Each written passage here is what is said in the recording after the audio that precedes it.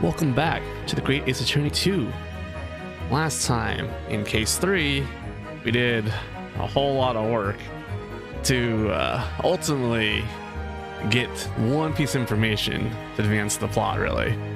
And that is, we know the identity of the professor now, or so the game wants us to think, who happened to be Kazuma's father. Kazuma, who also, we now know, didn't die and no longer has amnesia, conveniently. Where we go from there, I don't know, but we'll just have to find out.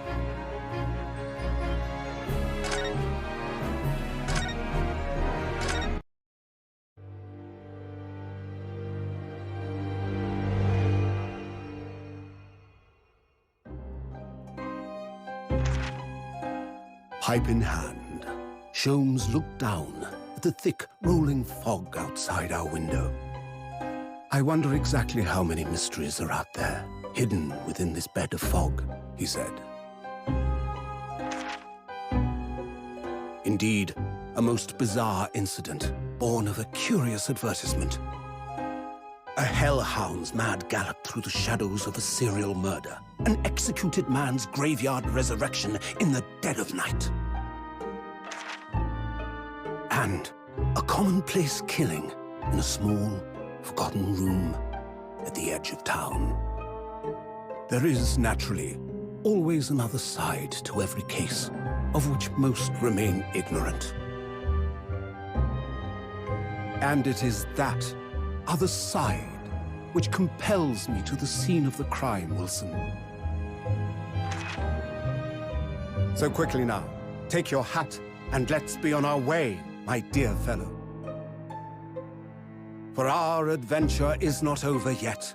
Come, the game is afoot.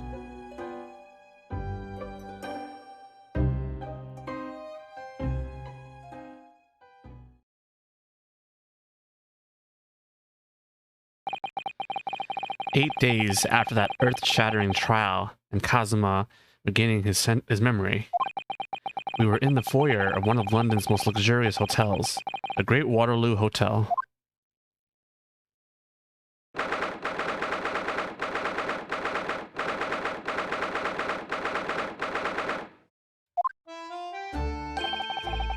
Professor Mikotoba is due to arrive at any moment. Yes, I'm so glad we got here in time. Susato-san hasn't been the same since what happened. Not that I'm surprised. The truth about Kazuma-sama's father. Do you suppose my father knew? That he was actually the mass murderer? The professor, you mean? I knew that's what she was thinking about. There's a good chance, I'd say. I mean, they did come here to London together 16 years ago, didn't they? Yes, that's true. Come to think of it, didn't you say that Professor Mikotoba knew about Kazuma going missing in Hong Kong as well? That's right, but for some reason, he wasn't at liberty to talk to me about it. That probably means he knows then. About Kazuma showing up here in London with amnesia, and that he's regained his memory now. Ah, there she is. Oh, Father! Hello, Susato. How are you? I'm very well, thank you. We're delighted you've arrived safe and sound.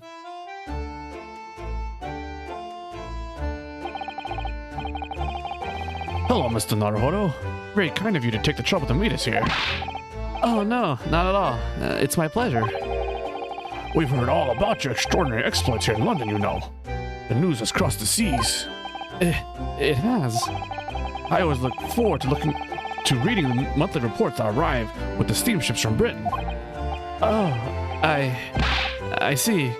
Well, thank you very much. Who is this man? And why do I feel as though I've seen him before? I take it from your expression that you can't quite place me. In that case, how about a little reminder, Seishiro? A firm tap should do it. Yes. A firm tap? What? Here we go then. I hereby pronounce the defendant, Ryunosuke Naruhodo, guilty. Damn, you can't do me like that. Ah. Oh! You're...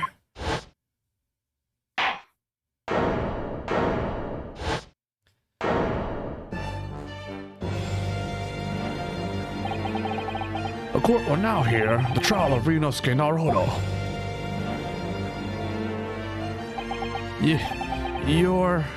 Your Excellency. Hello, Judge Jugoku. How are you? It's been a long time. Good. You remember now. That really did the trick. Guilty.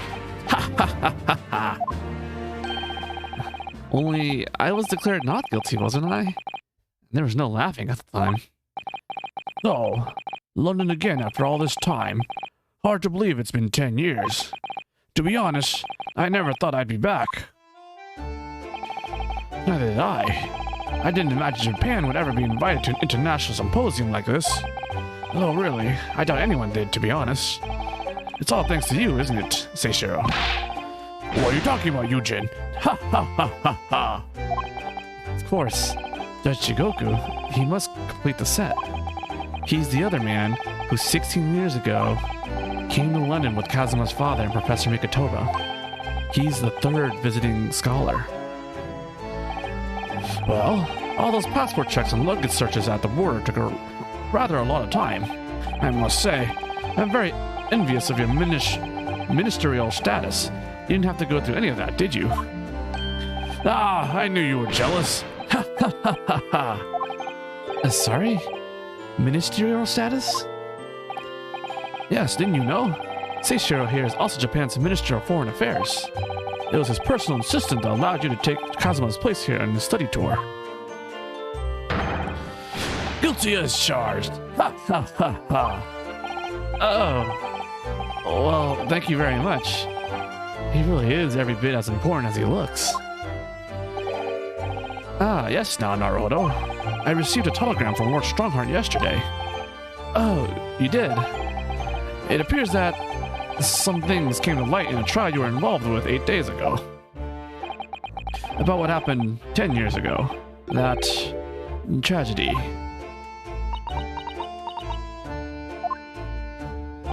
Yes. Could you tell us any more about it?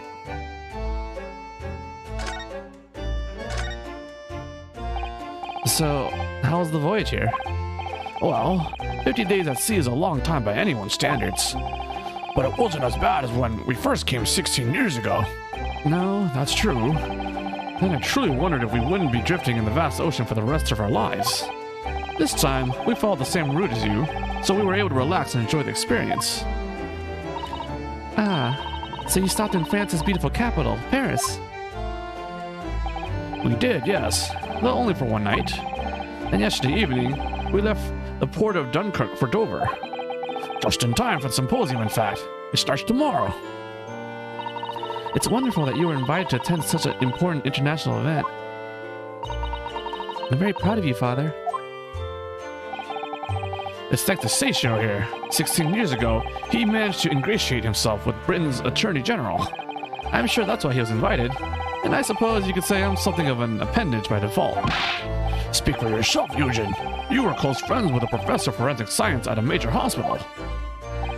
Yes, well, I'd rather not dredge all that up, really. No. Been a lot of water under the bridge since then, but it doesn't bring him back. Kazuma's father, I suppose. The professor, the killer who took the lives of 5 members of the British aristocracy, was actually Kazuma's father, wasn't he? That's correct. Genshin Asogi. Genshin. You knew, I presume, Father? Yes. He was a close friend at the time. Genshin came to Britain as a police detective. He was studying investigative techniques at Scotland Yard. I'd never understood what drove the man to commit such heinous acts.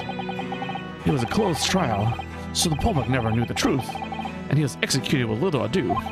To this day, very few people know what really happened, even in our homeland. But what about Kazuma? Did he know?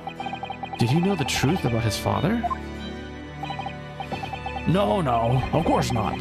He was told his father passed from sickness. However, I suspect he may have had his doubts. Oh, why? As you know, I tried to guide Kazuma growing up, as if he were my own son. And one day, he came to my office at the university and said, I've decided I want to travel to Great Britain and study there. Do you think he wanted to come here to investigate his father's death? I don't know. But when I looked into his eyes, I did know that there was no way I'd be able to stop him.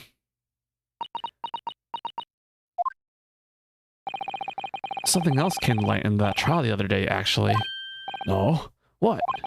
Well, having disappeared in Hong Kong and been missing for almost a year, Kazuma has since turned up here in London, working as the apprentice of Lord Van Zeeks. What? What? That's news to us. So, Lord Strongheart's telegram neglected to mention that part then.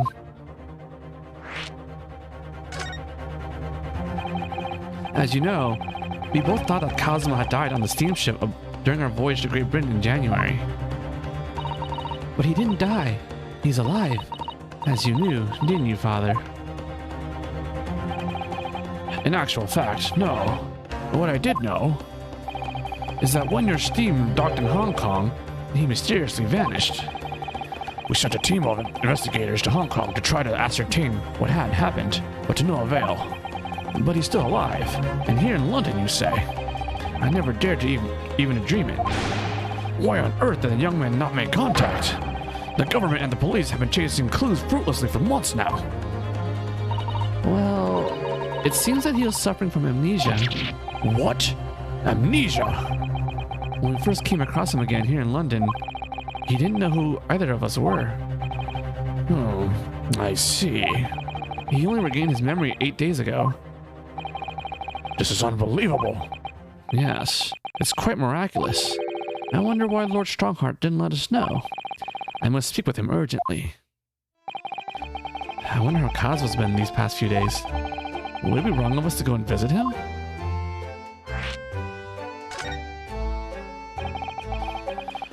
That began 16 years ago now. It's a distant memory, really. It was Eugen here, Genshin Asogi, and myself.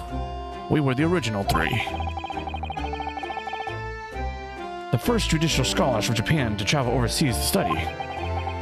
The ocean voyages were not what they are today, I can tell you. 16 years ago, things were tough for their generation. Your father was an exceptionally fine medical student at Yuma University at the time, young lady. Yes, grandmother told me. He went to do research at a great London hospital to study autopsy, practically unheard of in Japan. Yes, it was an eerie place, sandwiched between the back of a prison and a burial ground. Not more talk of graves. Very often, there's no one willing to deal with bodies following autopsy work. So you see, autopsy labs have something of an unavoidable relationship with graveyards and prisons. Not my cup of tea at all. Do you remember that Scottish prison governor? Kaiden, his name was. He was a good man. Yes, but then of course, in our 6th year here, everything changed with that dreadful case. When Genshin was arrested for a series of the most gruesome murders. I simply couldn't believe it. I'd known the man for years. I was a witness at the secret hearing, and I tried to speak in his defense, but you went a little too far and ended up facing charges yourself, didn't you? Well, suffice to say, after that trial, we were sent back to Japan. There was nothing more we could do to save Genshin. He was a lost cause, sadly.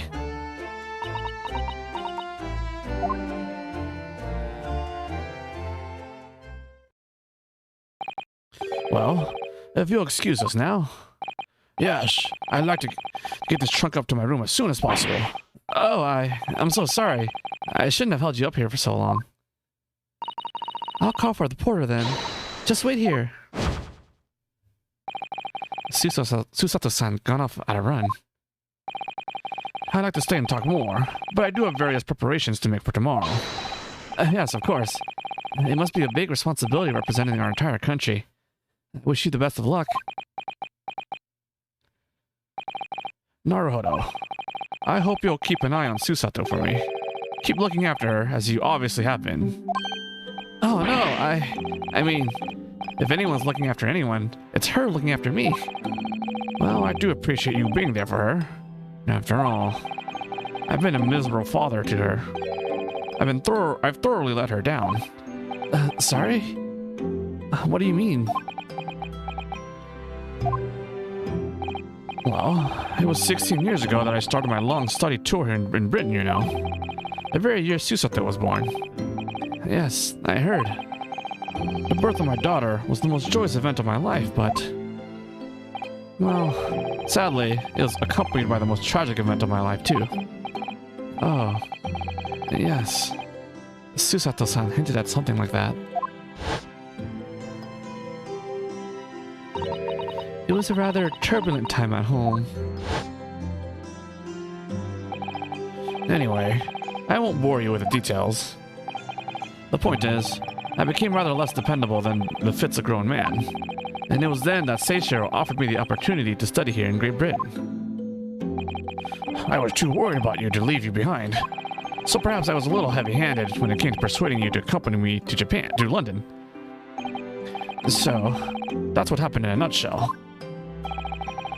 And that's also the reason why I now feel compelled to give my daughter as many opportunities as I dare.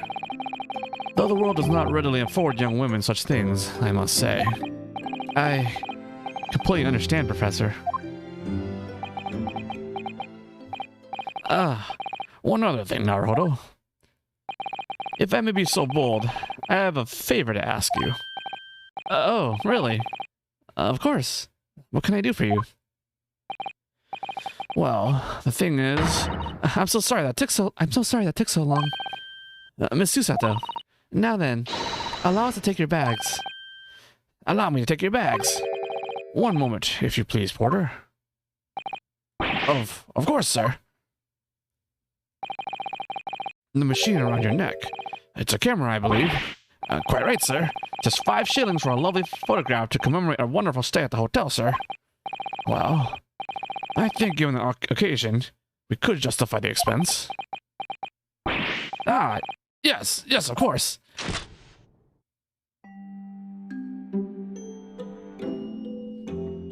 This is gonna be evidence. I'd like to thank you for coming with me, Mr. Naruhodo. It's really made Father very happy, I think. Oh, well, I'm pleased then. But we were interrupted before. Mr. Mikoto was about to ask me something. Shall we return to Baker Street then? I expect Iris will have some delicious tea waiting for us. Yes, let's go. I'm getting more and more anxious about Kazuma, though. Perhaps I'll try to meet with Lord Strongheart later and ask after him.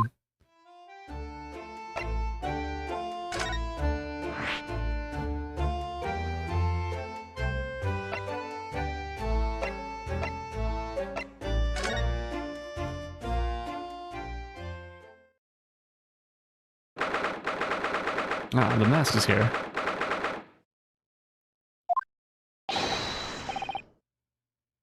I'm not even gonna try to read that. Wee! I don't know. What was that? A man screaming in a most unflattering way. Do you think could have been Mr. Sholmes? Oh my! I do hope not. Wee! I don't do it anymore. Mon ami. Stop this disgraceful display, huh? Who are these people? Look at their hair. It's bright red. I think they must be clients of Mr. Sholmes. Right, you two. You're coming with me now, down to the clink. No, not in prison. It is dark and damp and I don't like it. Both, the darkness, it is my friend. I am not scared. Ooey! But you are always scared of the dark. Shut your mouth, you idiot. I will sit quietly in the dark and plan our next daring heist. Whee! I don't like this. I don't like it. Well, tough. We'll finish it down at the yard. Now get moving. Bye then, Ginny. Have fun. Oh yeah, thanks, Iris. And thanks, you great detective.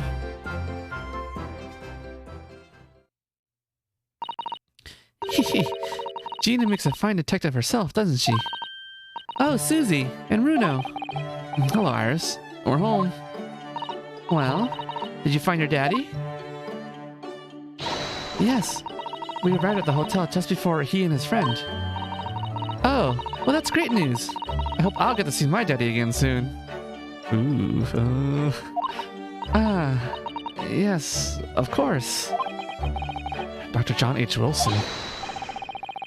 So, Iris, all that remains now is the greatest of problems known to man. Well, there's red. But before we concern ourselves with that, I believe some tea is in order, don't you, my dear fellows?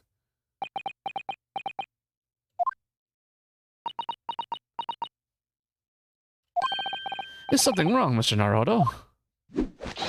Do I have a crumb or something like on my face? Not so much on your face as on your head, I'd say.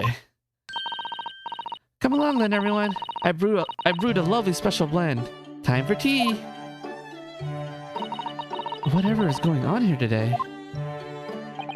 In that case, let us sit and drink now. For I am, in fact, expecting a guest later today.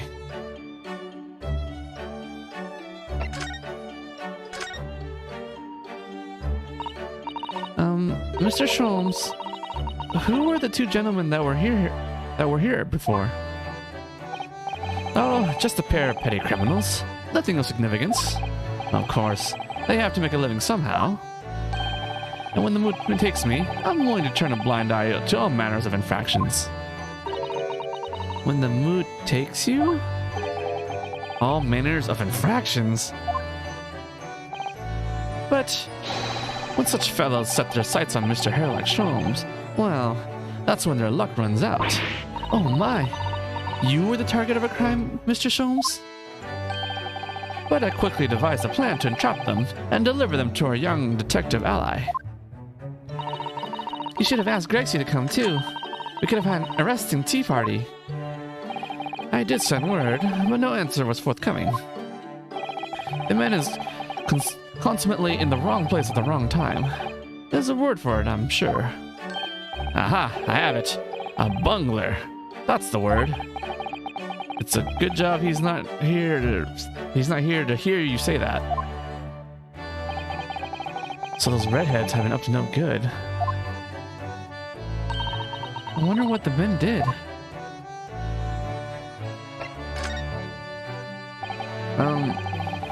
What was that about the greatest problems known to man that you mentioned before? Is it another fiendishly intricate case, Mr. Sholmes? How should I best explain it? Are you aware of the theory of evolution by natural selection, perchance? Well, I think I heard talk of it somewhere, possibly. It's a revolutionary scientific theory that was newly proposed 40 years ago now. According to its author, Mr. Darwin, we humans were once apes who lived in the treetops. Wait, what? We were apes? Indeed, and from the very moment those apes descended from the canopy to live as humans, it has been our lot to be at the mercy of the greatest problem known to man. Our lot? What is this great problem, Mr. Sholmes? Why, is it not obvious, my dear madam? The problem of rent. Oh.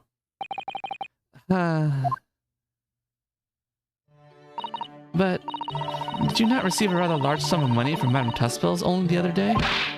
Pshaw, a large sum. One potted herb for Iris and a new motor car for me later, and all of it has disappeared, I assure you. Honestly, Hurley, you know you squandered it. Yes, well, anyway, 2 days ago, I discovered the answer to man's greatest problem, for the coming month at least. And what was the answer? Why, there was a substantial clue before your very eyes. He bought a motor.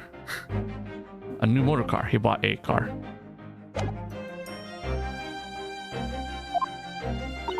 Don't tell me.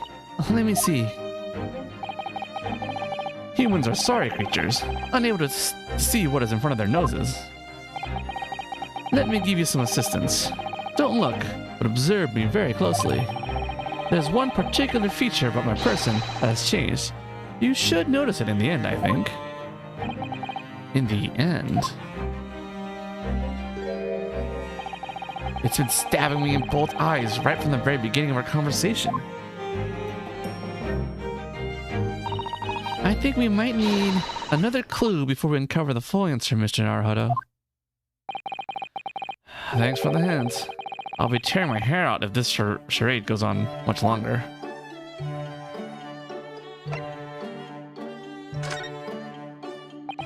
Mr. Sholmes, isn't it about time you told us the truth? Just over a week ago, you said to us, I will now tell you something of the first importance, my dear fellow. Great detectives are wont to lie. It will serve you well to remember that.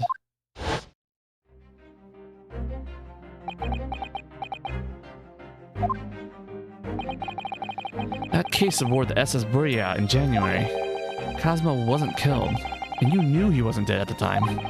So what was really going on?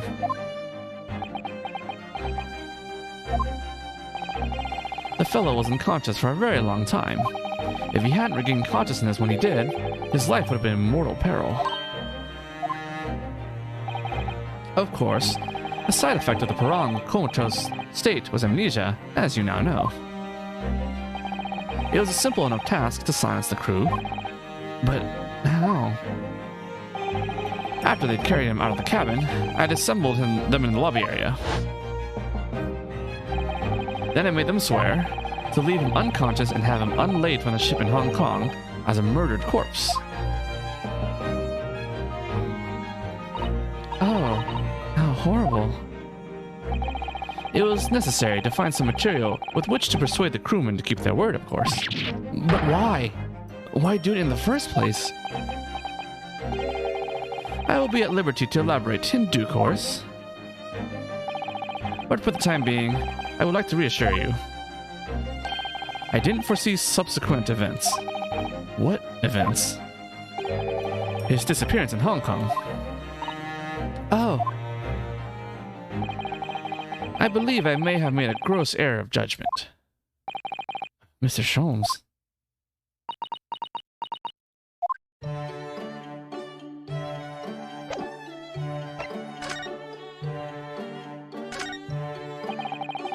The mask Cosmo wore when he was assigned to Lord Lemzeeks as his apprentice. When he cast it aside after the trial the other day, I just sort of picked it up.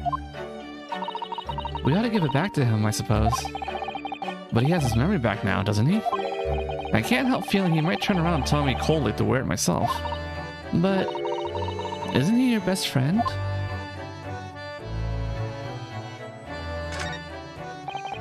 I do like this fireplace. It's one of the best things I've seen since we arrived in this country, in fact. Although, I do yearn for a Japanese kotatsu. Putting your legs under a warm blanketed table is so comforting. Do be careful, Mr. Naruhodo. Don't mistakenly put your feet into the fire, will you? You'd suffer terrible burns, you know. I worry sometimes about how Susato-san sees me. This looks like last week's edition. What's that article circled in red ink there? It's in an advertisement column. It says, "To the Red-Headed League." The Red-Headed League? What's that? I don't know. I've never heard of it before, but...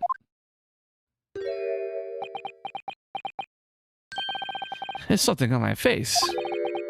Clearly this has something to do with that lively hair.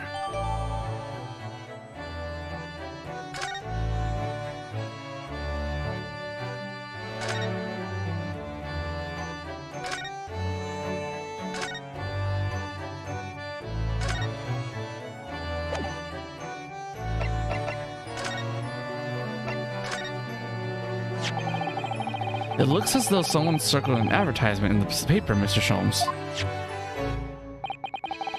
To the Red-Headed League. Does that strike you in some way? I was thinking that just maybe it might be related to your bright red hair.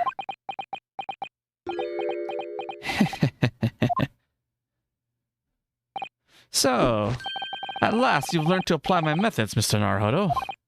I'm sorry? In the first instance, and quite indispensable observation.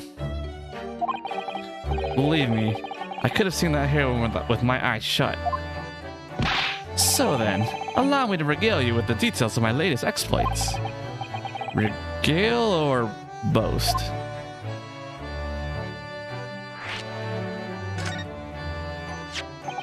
So, what is the Red-Headed League, which seems to be the subject of the advertisement you circled?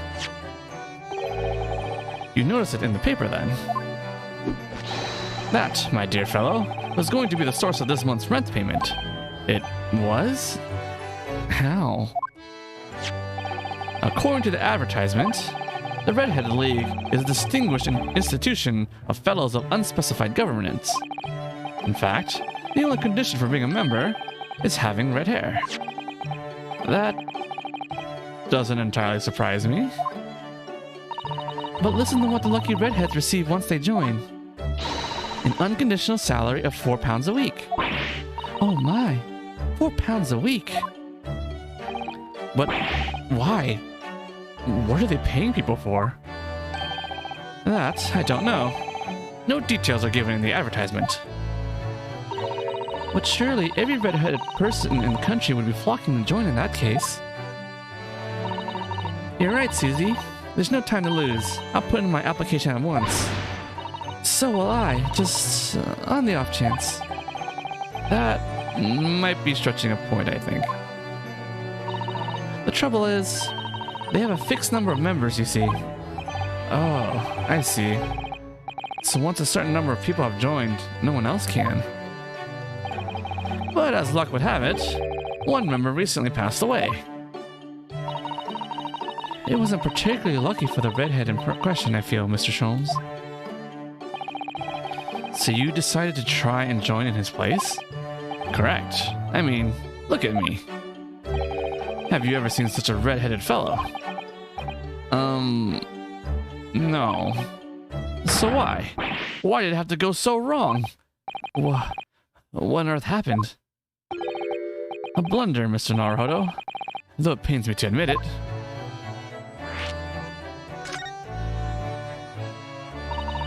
What did you actually do to your hair, Mr. Sholmes? I'm glad you asked, Miss Susato. What you see atop my head is neither dyed nor a hairpiece. I changed the color of my hair overnight by the wonders of chemistry. Chemistry? I was conducting some research into a method of rejuvenating spent tea leaves, and in the course of my work, I stumbled upon a potion that, when taken, turns one's hair a flame-like red. Would you like to try it? It will make every hair in your body perfectly crimson. I think I'll pass. But Mr. Sholmes, is it quite safe to drink? Surely it's bad for you, isn't it? Amateurs are always hampered by such fears. Oh, I should have never doubted you, Mr. Sholmes. You mean to say... But of course. To earn £4 a week, one must be prepared to turn a blind eye to a little danger. That degree of red signals more than just a little danger, surely. So anyway, Hurley left full of confidence yesterday with his new red hair for the park on Lime Street, where the Red-Headed League were interviewing prospective new members. So what went wrong? The whole park was choked with red-headed folk, like a coster's red barrow. I queued for 8 hours solid before, at last, I reached the front. But when the panel of interviewers saw me, they immediately said, "Ah, Mr. Sherlock Sholmes, are you in disguise to conduct an investigation?"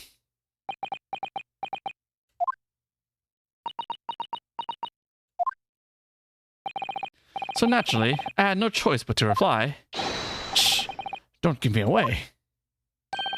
After which, I could do little else but turn and leave. Then this morning, when I looked in the mirror, irritation stirred within me. So, I turned that pair into the police. Oh dear, what a disaster for Hurley and those two redheads.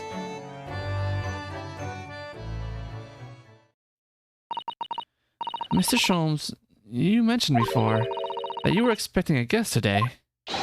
Indeed, Miss Susato, that is correct. Not another one of those red-headed gentlemen that were here before. Not at all. They were petty villains. The guest I'm expecting is a client. Oh. A young gentlewoman who wishes to appoint the services of this great detective, no less. Oh, how wonderful, Mr. Sholmes. You must stay and observe the fashion in which a great detective receives his customers. Must we? I have you in my clutches now, Rent. Just as I have you in my clutches, redheads. That hearty laugh is masking rather sinister thoughts, I feel. You know, the lady isn't due for another hour yet. Don't feel though you must wait around if you have some other things to do.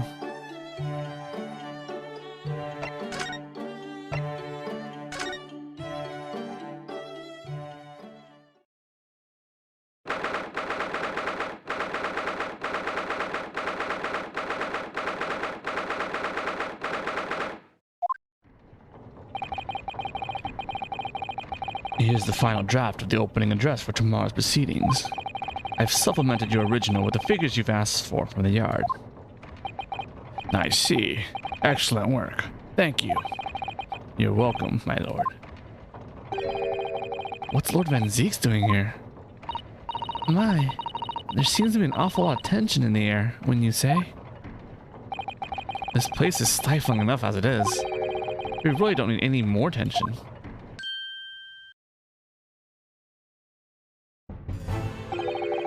My apologies. I didn't notice you come in. Your small stature and dark dress make you all but invisible to me. Oh, no. It's entirely my fault for wearing black, I'm sure. From now on, you must dress in white from head to toe whenever you come here. Now then, Mr. Naruhodo. Yes, my lord. I'm right here.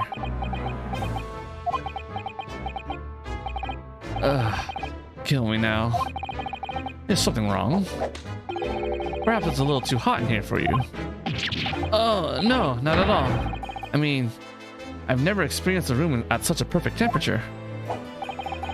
If you're sure, the beads of sweat carving their way down your face seem to suggest otherwise. Because of the daggers you're staring at me with, mainly. As you are no doubt aware, my International Forensic Science Symposium begins tomorrow. In fact, your father arrived in London earlier today, I hear, madam. Oh, yes, that's right, my lord. He's extremely honored to have been invited. I'll leave the remaining preparations for the meeting room in your capable hands then, Lord Van Zeeks. We'll attend at once.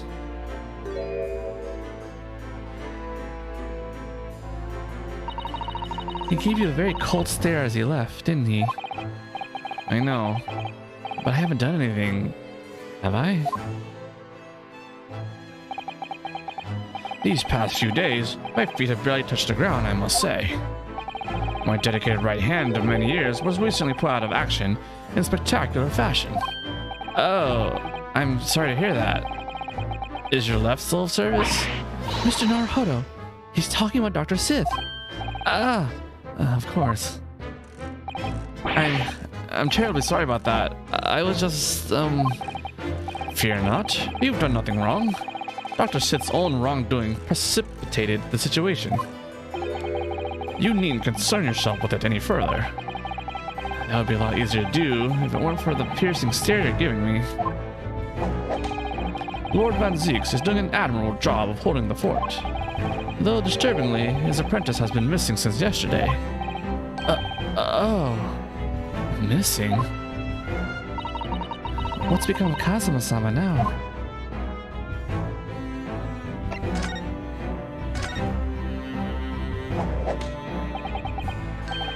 Not long ago, visitor numbers to the Great Exhibition exceeded 30 million. 30 million? Are there even that many people in the world? As a comparison, Mr. Naruhodo, the population of the imperial capital Tokyo is 2 million.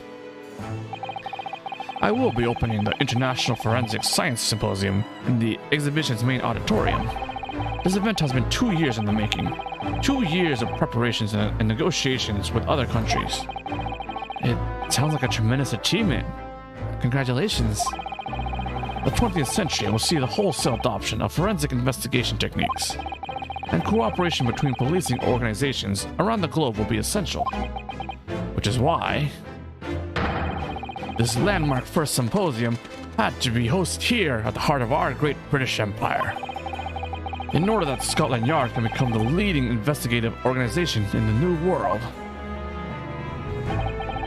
He's the same as ever, I see. That passion of his is quite something. You're every bit as passionate in your own way, I'm sure, Mr. Naruhodo. I'm the only person in this country who truly cares about a future that embraces forensic science. It was my intention to become Her Majesty's Attorney General and reform the Yard from the ground up. So the disgrace of the forensic investigation team has been a bitter blow to my ambitions. I first established the forensic investigation team a year ago, experimentally, to start with. With Dr. Sith at the helm, it was steadily accruing an impressive record of achievement. I was on the verge of changing its name and elevating its status to a full-blown forensic investigation department. And can you not do that now? Obviously, nobody wants to hear anything about it at the moment. Even I can't keep this story out of the papers. 6 million Londoners will be cursing forensic science now. This incident will set back our country's advancement in the field by a good 10 years, I'd say. Unintended repercussions of our trial. We simply couldn't have overlooked what had happened, though. Of course not. We should all be grateful to you both. Anyway, I'll still reform this country's policing when I become Attorney General. This might delay my plans, but it won't alter them. Nothing will stand in my way.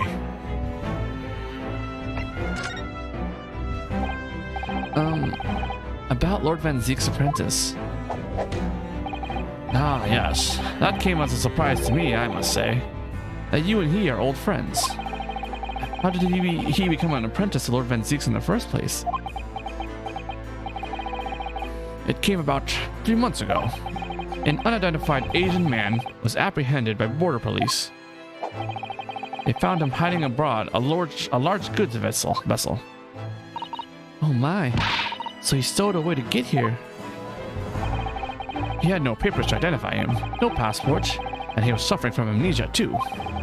Other than the fact that he was clearly of Eastern descent, there were no clues as to who he was. So I decided to assign him to Lord Van Zeek's. That way, I could keep an eye on him. But then, why the mask? I didn't want to burden Lord Van Zeek's with tiresome explanations about why he had an Eastern apprentice, because it would be so much easier to explain why he was wearing a mask. He's proving to be a great help to Lord Van Zeek's. I have high hopes for his future. By the way, do you know where he's gone? No idea, but I believe he's left London for the time being. Oh. I take it you also didn't know. That the man's father was one of our country's most infamous criminals, I mean. Genshin and Sogi.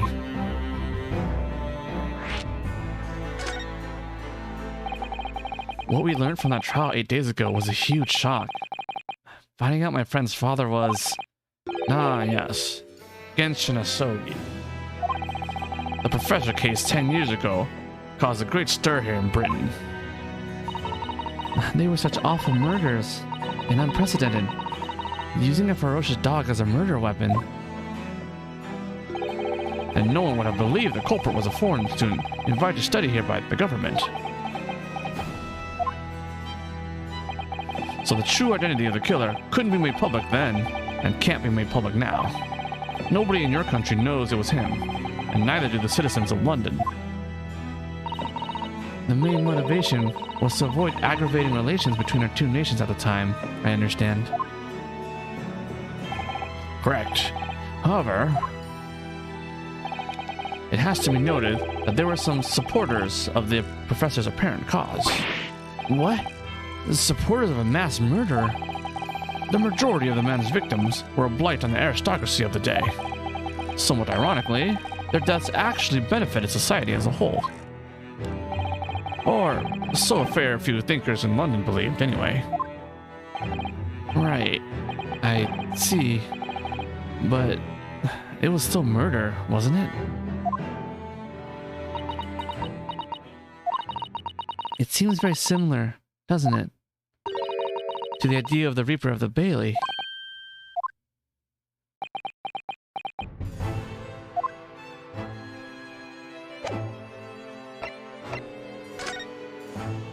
There you go. Oh.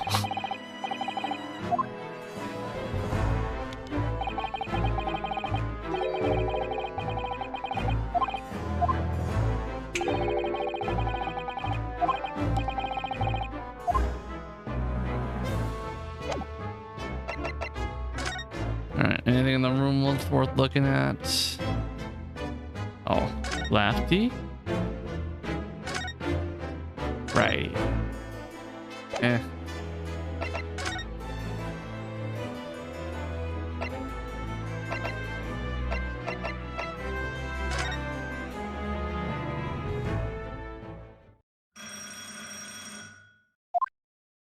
Aha! Here's my guest now, my latest client, with money to spend. Ooh, I do hope it's an exciting case, Hurley. Remember, Iris, we are at present gripped by the greatest problem known to man. I must be willing to accept any case, no matter how unstimulating. Save locating a runway, of course. Don't spare anyone's feelings, will you? Oh dear. I'm afraid Hurley can lack a little tact, especially just before the rent is due. Mr. Sholmes! Mr. Herlock Sholmes! Please! Oh, please! Please find my husband! He's run away! Uh-oh.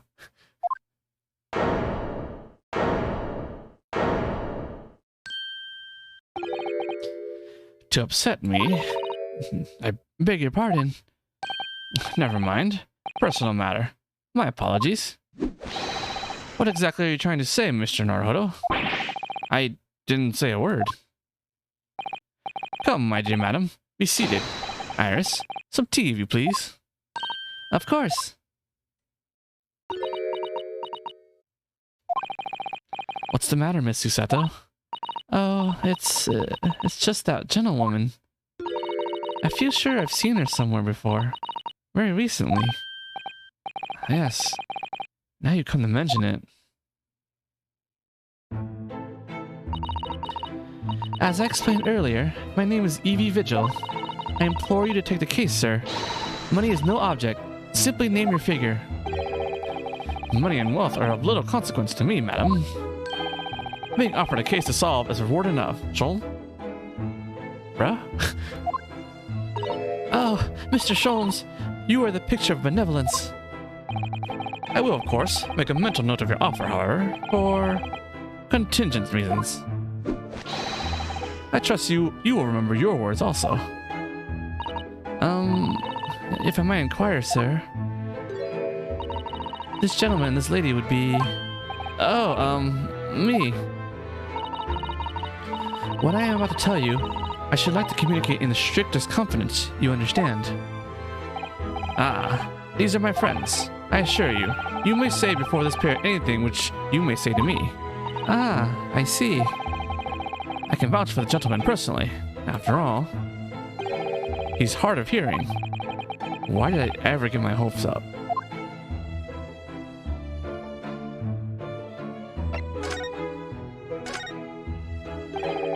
Forgive me for asking, Mrs. Vigil, but have we met somewhere before? Quite recently, perhaps? Oh, my! Pshaw! My dear fellow, what is your intention? Clearly, you have no ability to differentiate the facial features in the English.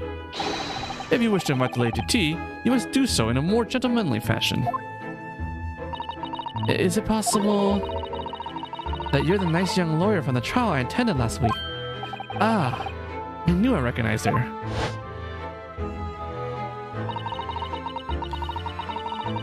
To have a man's fate in the palm of one's hand. Oh gosh, oh golly, it sends shivers down my spine.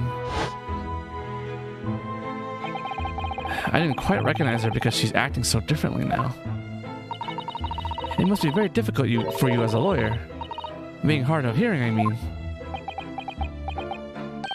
Pardon? Oh dear, I'm so sorry. Don't worry if you can't hear. It was frippery, really, nothing more.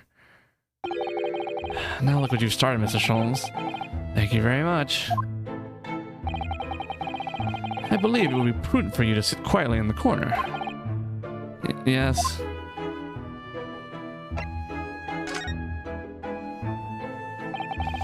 Tell us about your husband, madam. Mr. Vigil, my daily, is 40 years of age. I have a photograph here. An entirely unremarkable gentleman, by appearance at least. How long have you been married? It will be 15 years this year. We have a cordial relationship, and my husband's income is more than adequate, so we live quite comfortably. As it would appear, I need only look at you to know these things. Oh gosh. You're dressed as the latest style. Your hat clearly regularly groomed, and your eyes are animated. In short, you have no inkling as to why your husband might have disappeared. Correct? That's right. He's a kind man with a strong sense of loyalty, and he rather dotes on me. Which would point to the possibility that he has become embroiled in some incident or other. Oh, that is exactly what I fear must have happened, Mr. Sholmes. I'm quite beside myself. My husband's employment is somewhat unusual, you see. What if he's incurred some miscreant's ill will? What exactly is your husband's line of work? He's a warder at the prison. Guard. That is somewhat unusual.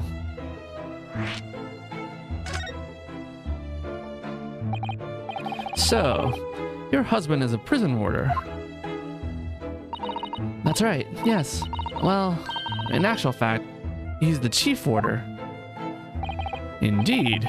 I see. Well, chief prison warder certainly qualifies as something of a specialist occupation. Yes, it does indeed. My poor husband must prepare those dreadful punishments and see that they're carried out. Dreadful punishments? Does she mean capital punishments? And at such times, he must occasionally spend a night or two in the prison dormitory. But for that extra responsibility, he is remunerated more handsomely than the other warders. Of course, we make no mention of my husband's work to the neighbors. Yes, I believe your prudence is justified. Tell me, at what prison is your husband engaged? Barclay Prison, Mr. Sholmes, of course. Really? Barclay? Oh, a fine establishment. If I'm not mistaken, there's a large cemetery just behind it. Yes, that's correct. Lowgate Cemetery. No. Lowgate Cemetery? The very place we were discussing in court. That's unbelievable. Unbelievable, my dear fellow, and yet undeniable. Sorry, Mr. Sholmes. I'm afraid you've lost me. Ah, pay no heed, madam. Pay no heed. A private matter. This can't really be a coincidence, can it?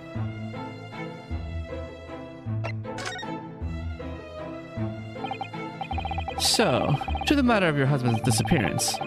When did you realize he was missing? Please try not to laugh.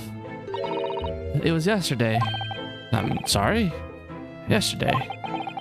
That really is recent. Laughably so. The truth is, my husband does at times have occasion to spend the night away for his work.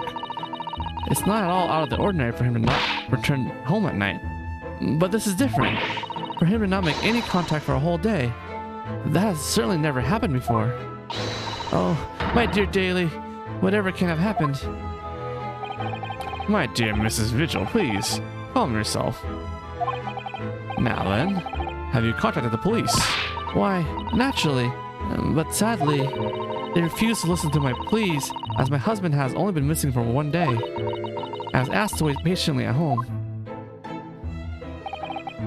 In truth, Mrs. Vigil, I concur with the police.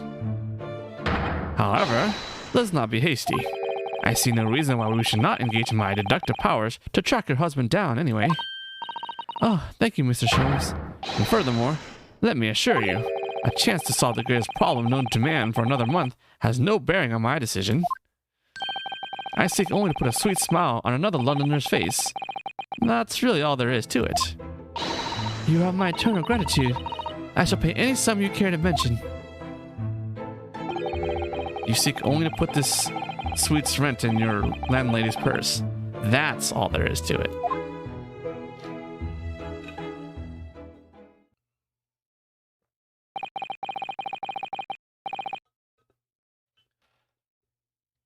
Thank you for everything you have shared with us, Mrs. Vigil. I believe I have all the information I need to begin my investigation. Oh, please report to me soon with good news, sir. Fear not, madam. In a day or two, I shall be contacting you with a heartening report, I'm quite sure. So soon? Oh, how splendid, Mr. Sholmes. Good news should be delivered early, I always say. If you would be so kind as to leave the photograph of your husband in my possession... Wait, why is it in my possession? Thank you. Now, allow me to show you the door. I can't thank you enough, Mr. Sholmes. You've been simply marvelous.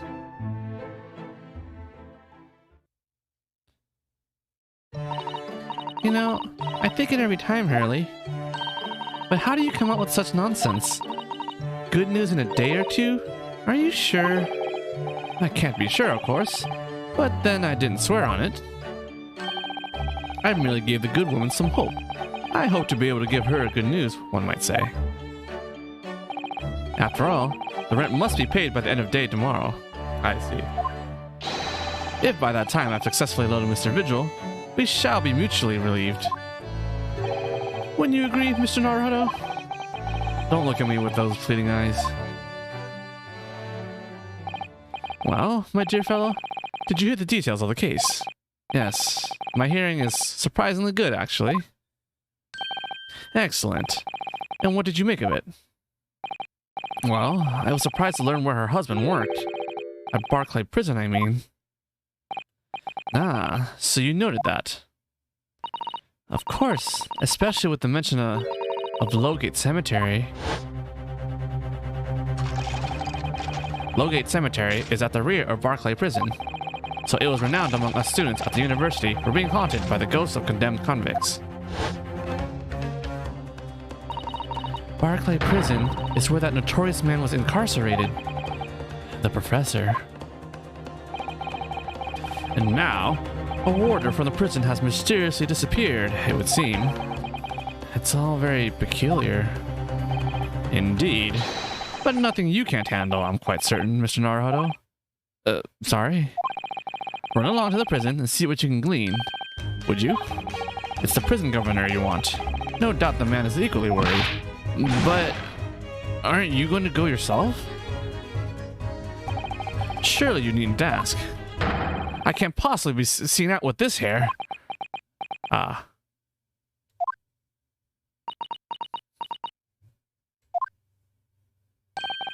But didn't you go to Lime Street with that hair? That was a quite different matter.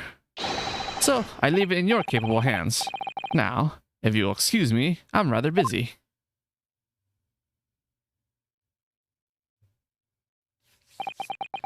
Of course you are. Well, we get to pay the rent, I guess.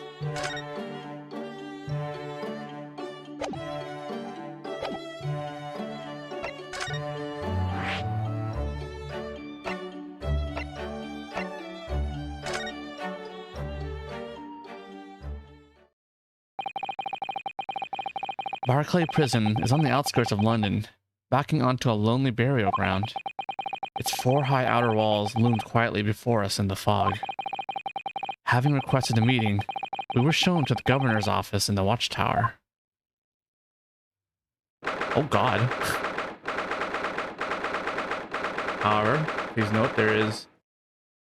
Oh, gotta change the color. One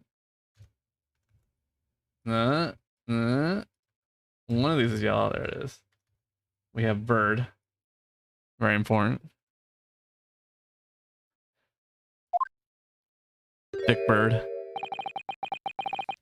This place is full of hardened criminals.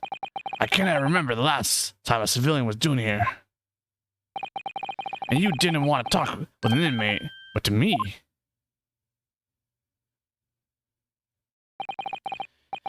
Do you ken who I am? I'm the governor, Barry Kaiden. Oh, yes, it's a pleasure. I'm Ryunosuke Naruhodo, the fence lawyer. An Easterner, I see. Does that mean? Yes, I'm a visiting student of law from the Empire of Japan. Japan? Did you say Japan? Yes? Well, there's no any of your kind in here, laddie. Maybe you should try the prison next door, eh? I didn't notice another prison next door, sir. Anyway, we came to ask you some questions about... I didn't like to be so direct, but... I have no intention of speaking with the likes of you suspicious-looking Easterners. Now get out of my hair. So as soon as he finds out that we're from Japan, he reacts like this. That surely means... I think it's because of the professor case. You think so too? 10 years ago, Genshin Isogi, also known as the professor, was incarcerated at this prison. And then, after his execution, he apparently re-emerged from his grave in the cemetery behind the prison. I might have known. You're sniffing around about that case, aren't you? You're agents, eh? Part of the professor's great web, no doubt. No, not at all. We're just... Get going with you before I punch your lights out. We're going. Clearly, the ghost of that killer still haunts this place. We're not gonna get anywhere here. Unless we could somehow prove to this man that there's nothing suspicious about us. Governor Kaiden. What are you thinking, Miss Susato? I feel sure that name came up in conversation recently somewhere. I was wondering if whoever mentioned him might have some ideas to help us. Come to think of it, I had the same feeling.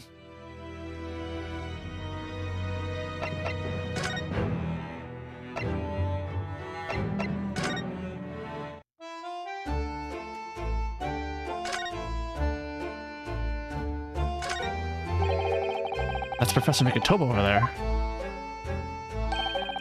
Ah, hello you two. I was just taking a moment to catch up on the world now that I've unpacked. But where's Judge Jigoku? Yes, he's not the relaxing sort. He's taken himself off to pay his respects to all the legal bigwigs.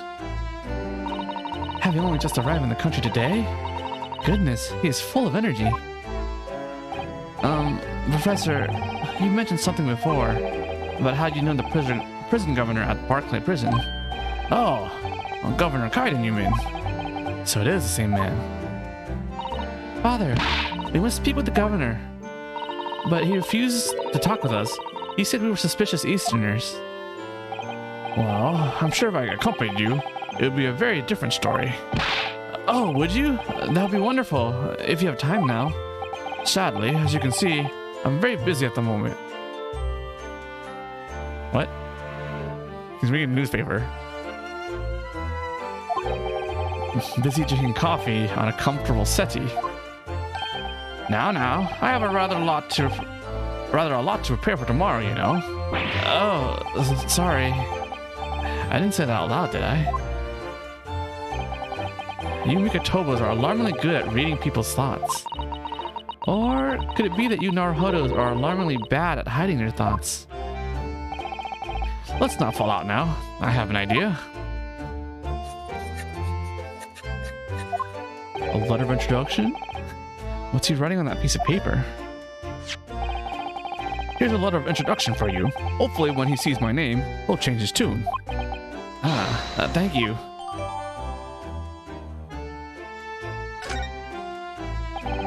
Good luck then. We're doing a lot of running. Oh, we gotta rotate.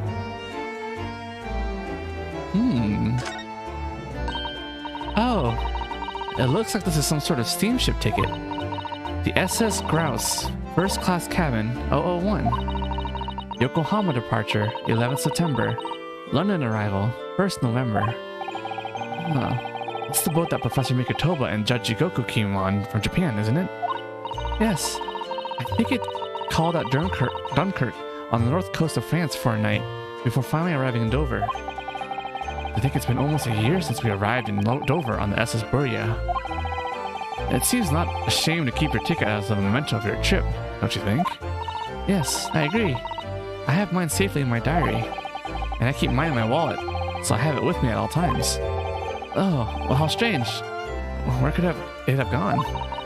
Are you like this on purpose, Mr. Naruhodo? Did I imagine it, or was that a comment accompanied by a little sigh?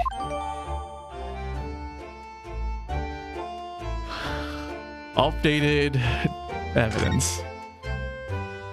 Is the corner relevant? This is the front, I think. Professor Mikotoba has wonderful handwriting, doesn't he? This dark-suited young man is not in the least bit untrustworthy. Thanks. Is it just me, or does that make me sound extremely untrustworthy? I do wish he'd at least called you a nice young man. I'm really not sure that would help.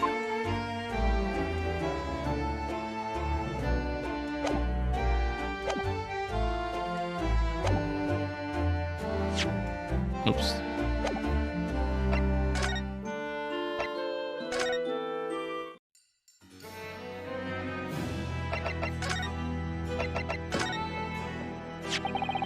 If you just cast your eyes over this, Governor Kaiden. What's this then? You cannot pull the wool over my eyes, you good for nothing Japanese student. Mikotoba? That young jock from the forensics laboratory. That Mikotoba jock? Yes, exactly, him. Oh dear, perhaps I should have said something sooner. I'm Yujin Mikotoba's daughter, Susato. Jings, you're the young man's daughter. And you did not think to mention that before. I do apologize. Aye, well, you'd best take a seat then. And can I offer you a cup of tea, perhaps? And didn't forget to try one of these wee handcuff biscuits.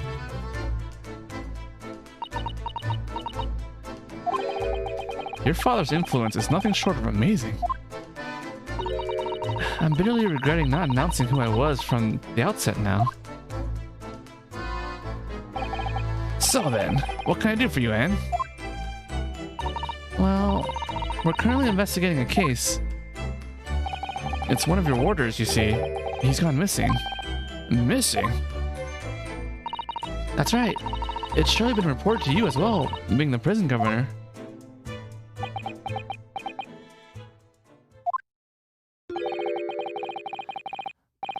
I have heard nothing of the sort. There's been no missing persons in my prison. Oh, but how can that be?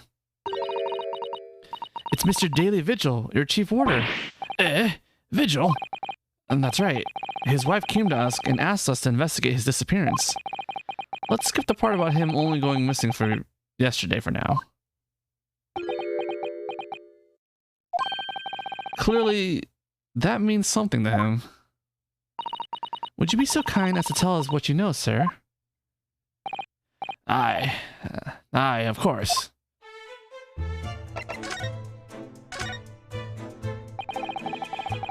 We understand that Mr. Vigil is the chief warder here at the prison. Aye, that he was. Strong sense of responsibility and dedication to the job, no doubt about it. He was a fine warder. Sorry, did you say was? Aye. He does not work here no more. He left the job. Oh my. When was this exactly? There's a question.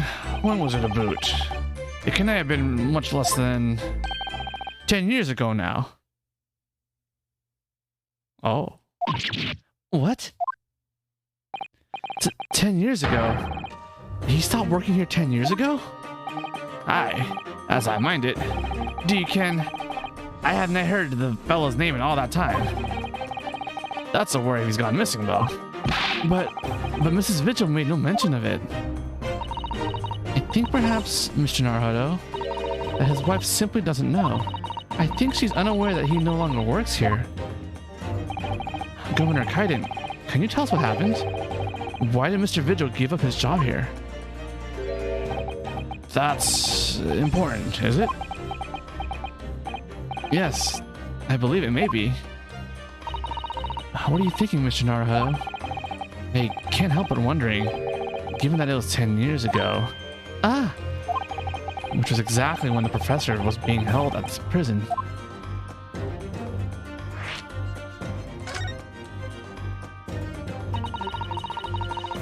So Mr. Vigil actually resigned from the position of chief warder 10 years ago now. 10 years ago, you're telling us. What happened to make him leave the job? In actual fact, he didn't leave the job willingly. He had no choice in the matter. You mean he was dismissed? It was after a particular walk. Sorry? A walk? Aye. That's our word for it here. A walk to the gallows. And an execution. It's the job of the chief warder to prepare the gallows tree and oversee any executions you see. Only, Vigil did something unthinkable on that last walk he was manning. What did he do? I'm sorry, but I cannot reveal that information. But I can tell you that it is very rare for a chief warder to be relieved from his post. But why wouldn't Miss Vigil know about it? She appears to be under the impression that her husband still works here. I wouldn't can anything about that, I'm afraid. Can you perhaps answer one more question about the circumstances of his dismissal? And what would that be, Hen? That last execution that Mr. Vigil was responsible for overseeing. Was it by any chance the professor's? My thoughts exactly. I'm sorry, I really am. But I'm no at liberty to answer that. I see.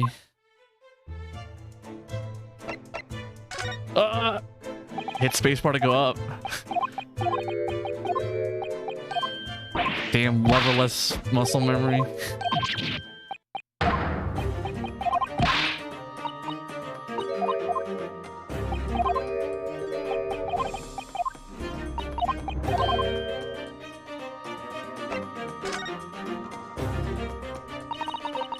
My father came to Britain all those years ago in order to study forensic medicine.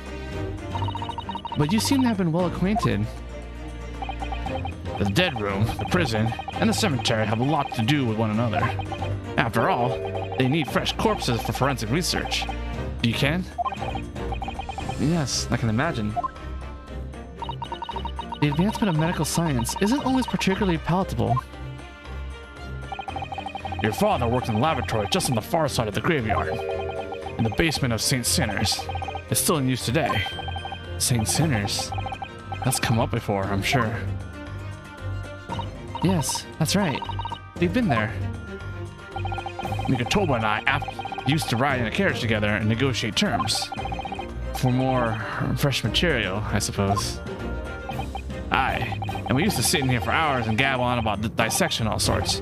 Ugh. It takes me back. Over a pot of tea and a plate of some cup biscuits, of course. How charming.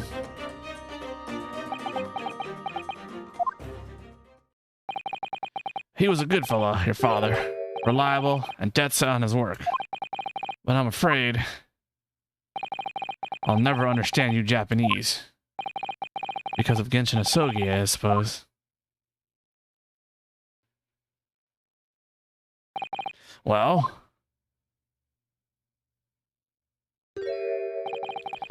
I cannot tell you anything else. Thank you so much for your time, Governor. Oh, one more before you're away then. I'm sure I have it here somewhere. A man who has an axe by his side. Ah, found it. Here. Take this as a wee souvenir of your visit to the prison. Specific? Oh, what is it? That's Vigil's dismissal notice. It's 10 years old now, of course. Oh my. Are you sure? Aye, it's no trouble at all. It's no the original, mind. Convenient copy. Thank you very much, Governor Kaiden. Well, in return, do me a favor and never come back here. That case is closed.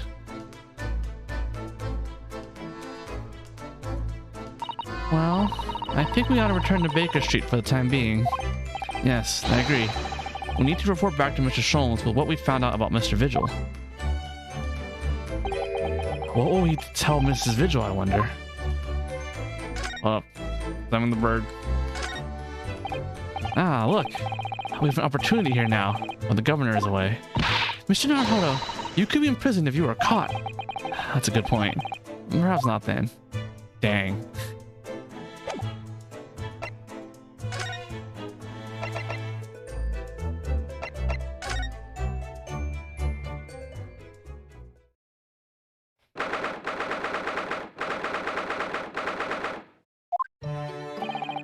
We're back.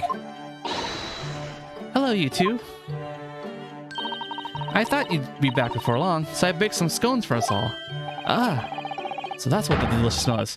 Greetings, my dear fellows. Oh my god. He became anime. More anime, sorry. You've returned a good deal sooner than I was anticipating. Hello, Mr. Sholmes. Hello, Mr. Sholmes. Say nothing. Your thoughts are written all over your faces in any case. It turns out that it may have been advisable to test my hair color restoration tonic before application. Oh my. Pray, tell me, what of our warder friend? Have you garnered some new information? Oh, yes. Something very surprising, in fact. Though it's not a patch in your hair, to be honest. It most certainly isn't, but still, we discovered that... Sholmes! Drop everything, Sholmes. This is more important. Gina. I can't Adam and Eve it.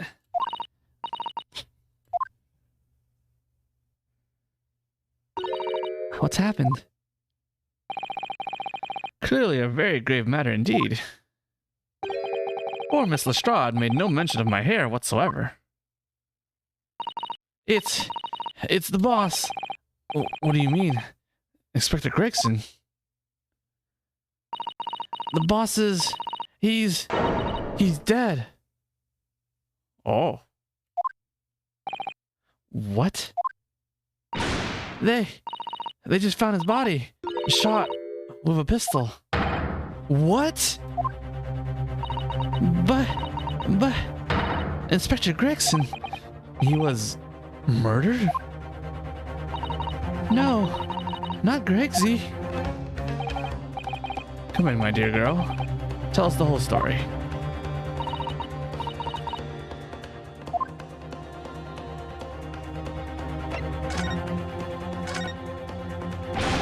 Are you serious, Gina? Inspector Gregson he was really shot?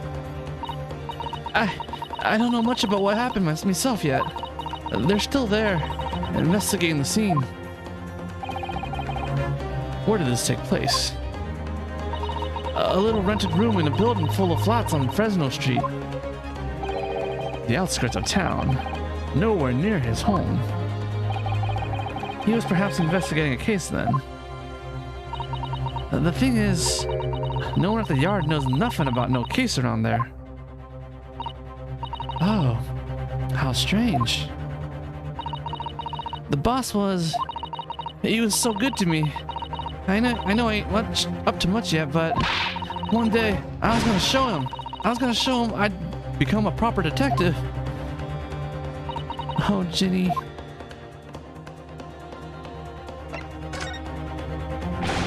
So, who did this? Do you have any idea who the culprit is? They got him already. Already? They've caught the shooter so soon? A witness reported something was going on, and the boys go straight down there and took care of him. Who? What awful person did this? I still can't believe it myself. Gina?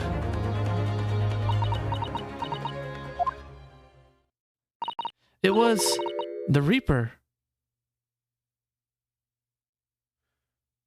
There are so many, like, bombshells. Jesus. Can there only be one person? Huh? Did you expect the Reaper? Wait a minute. You don't mean they've arrested Lord Van Zeeks for it? That's right. That Reaper bloke's gone and shot the boss. No. Lord Van Zeeks.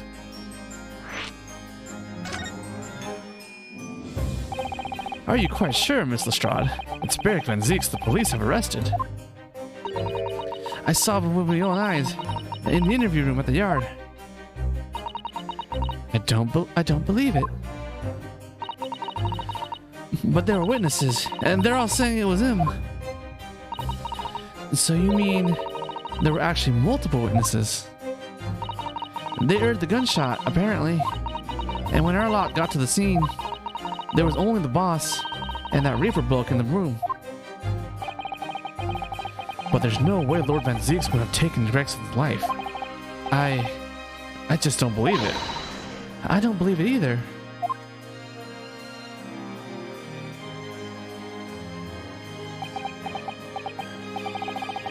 Thank you for informing us, Miss Lestrade. This really is most terrible news. I'm dreadfully sorry. What are you saying sorry for? You didn't do nothing.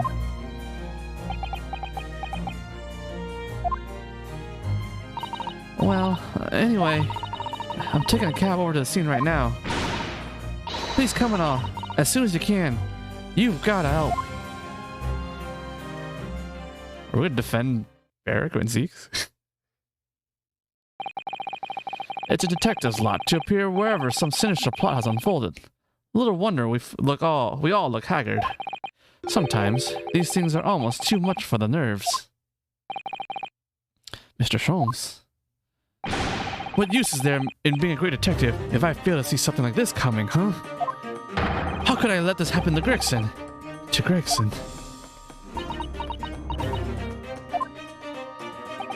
Mr. Naruto, I shall leave at once to begin my investigations. Of course, yes. We will too. It would be helpful if you could talk to Mr. Reaper and see what you can glean. I'm sure you were intending to do so anyway. Until later then. Inspector Gregson, dead. And Lord Van Zeeks, arrested. Bruno, Susie, I called you handsome. It's waiting outside. Thanks, Iris. Shall we, Miss Susato? Yes.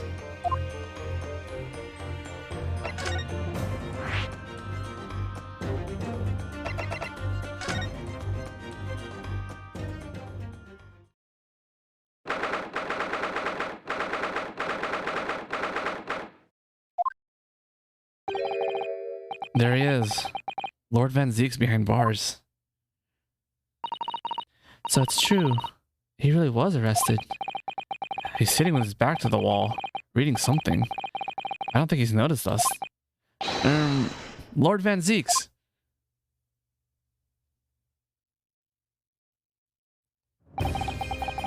Fancying meeting you here.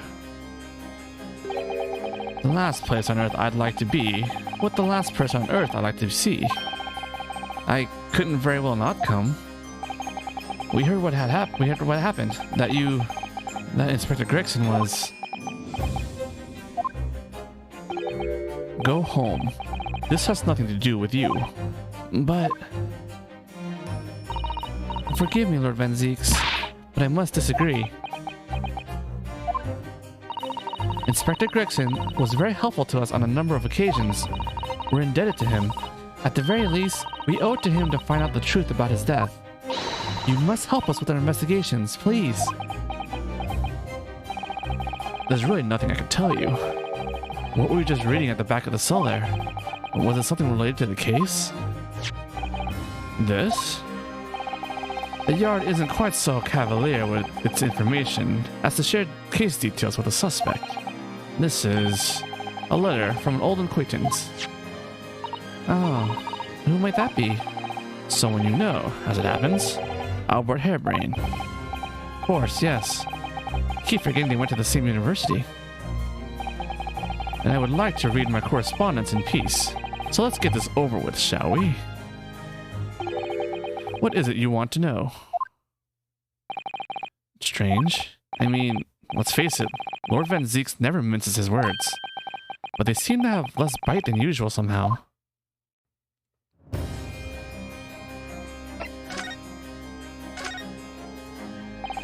Can you at least tell us your side of the story, Lord Van Zieks? What happened? How much do you already know? We know that the inspector was shot dead in a small rented room on Fresno Street, and that you were found there by the police when they arrived on the scene and immediately arrested. We were told that there was nobody else in the room and that some witnesses had heard the gunshot. Then you're well informed, and there's really nothing I can add. The truth is, I don't know what happened myself. But the gunshot, obviously you didn't fire the gun, did you? I'm not in the habit of shooting the people I work alongside. I also heard the noise. However, before I had a chance to investigate, I was apprehended by the arriving officers. So he doesn't actually know what happened. If I might ask, what were you doing in that place to begin with? I don't need to answer that. Oh! After all, you're not representing me. He is going to need a lawyer, though.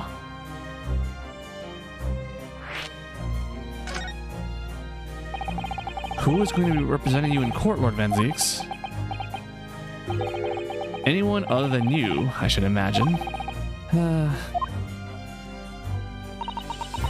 Would I be right in assuming that you have no representation as yet? Defense lawyers shy away from any trial involving the Reaper, as I'm sure you know. But this is different. In my career, of all the defendants I've prosecuted, only 19 have ever been acquitted. Of them, 16 subsequently died in mysterious circumstances. Questions will be asked now. Surely not. I assure you, no defense lawyer will want to touch me with the end of a barge pole. But you didn't actually have anything to do with those people's deaths, did you? It's been 10 years now that I've been known as the Reaper of the Bailey. Believe me, nobody wants to know the true identity of this killer more than I.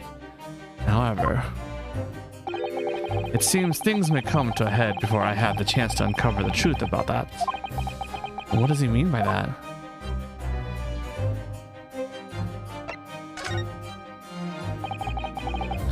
After the trial, Professor Harebrain was supposed to go straight back to Germany, I thought. It's a letter to inform me of his safe arrival at home. I arranged his passage by sea and rail. It's a relief, I must say. He should now be beyond the reaches of the Reaper. Because the Reaper doesn't follow people abroad, you mean? Yes, so it seems. Your stooped little Debonese friend, for example. You told me he was keeping well in Japan when I inquired the other day. Yes, that's right. He's an author now, happily working in Tokyo. So Professor Harebrain is safely back in Germany now. He is.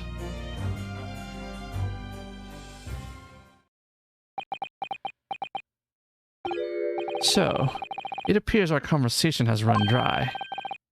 There was a 2-second silence, that's all. Well, in any event, if you'll excuse me now, I wouldn't like to detain you. I was wondering, Lord Van Zieks, if you'd like, I'd be happy to advocate for you. You trust me, do you? Yes. I've heard you speak many times in court. I've seen how you treat people. so I'm quite sure that you would never have taken any other's life. It's just, my feelings can't be used as evidence in a court of law, sadly. It's a very gracious offer. However, I trust no one. What? Not the police, not the judiciary, and not you Nipponese. But please, I have no intention of engaging your services. The chasm between us is just too wide and too deep, it seems. I'd appreciate it if you don't visit again. Then neither of us will waste any more time. Perhaps we need to dig a little deeper and find out more about Lord Van Zieks and what happened to Inspector Gregson.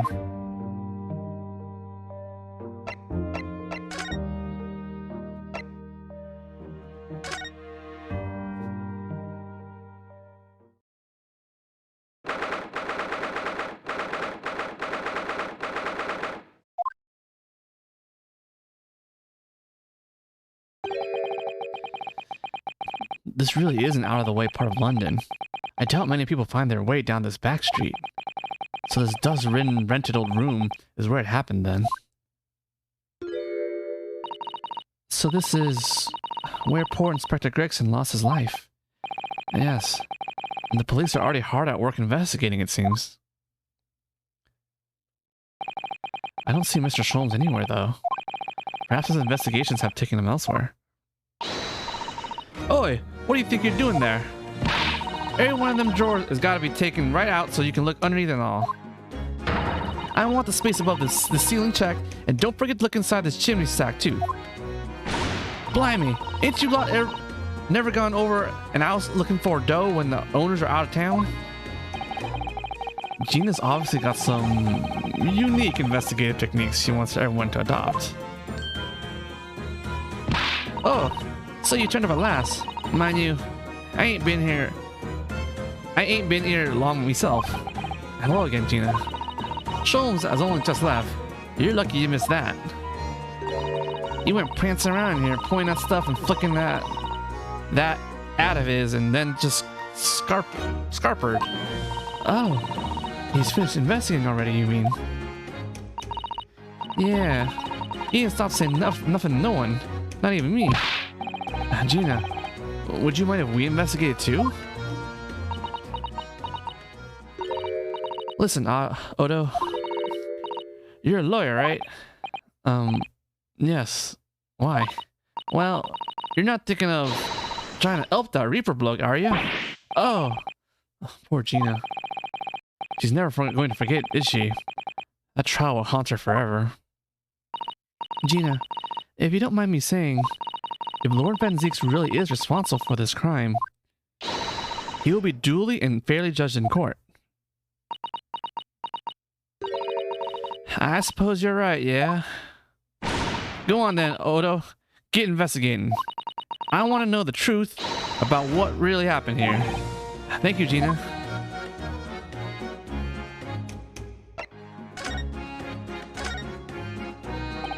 Gina, what was Inspector Gregson doing here in the first place? That's what I want to know. It's what? Half a year since I got out of the clink? That's when I decided to give up me diving and become a detective instead. Yes. Mr. Sholmes twisted the inspector's arm to agree to take you on as an apprentice, didn't he? Something like that, I think. Anyway, the point is, I didn't really know much about the boss till then. But it turns out, he's a bit of a legend at the yard. Goodness. Goodness, really? They say he managed to solve some really tricky case, just like that. He did. Yep. And ever since then, he started going out on all sorts of investigations, but always on his own. No one else at the yard even knows what half the cases he's working on are, apparently. That's not how it's supposed to work, is it? So what was the legendary inspector doing in a dingy little room like this? I know you had a lot of respect for the Reaper and all, and look where that landed him. Respect for the Reaper? In what way? I heard him say as much. I'd take my hat off to that fellow, were his words. Not how the general public feels, is it? Most people are terrified of the Reaper. Yeah, the boss said that's exactly why he respected the bloke. I didn't realize Gregson held the Reaper in quite such high regard. He said something else to me and all, that I didn't need to worry about the Reaper, because he only goes after people what are bad. It did kind of set my mind at ease when he said that. Right.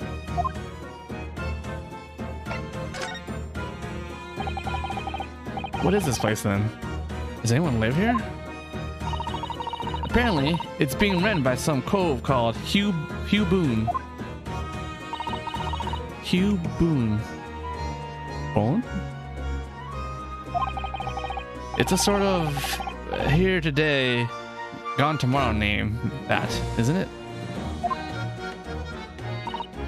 Yeah, he's what we call an unidentified person. We haven't been able to get in touch with him. I'd see.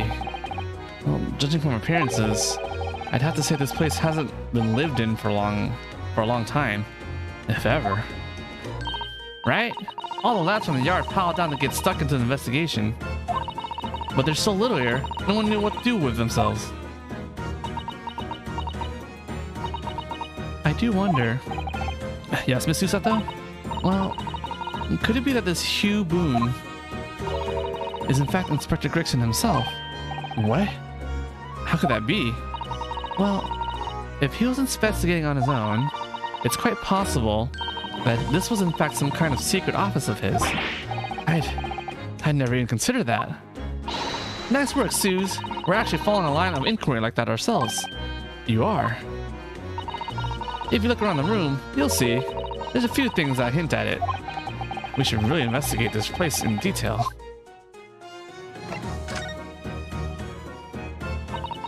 I see that's where the poor inspector was found. Over there. Yeah, that's right. They said it was a single bullet what did him in.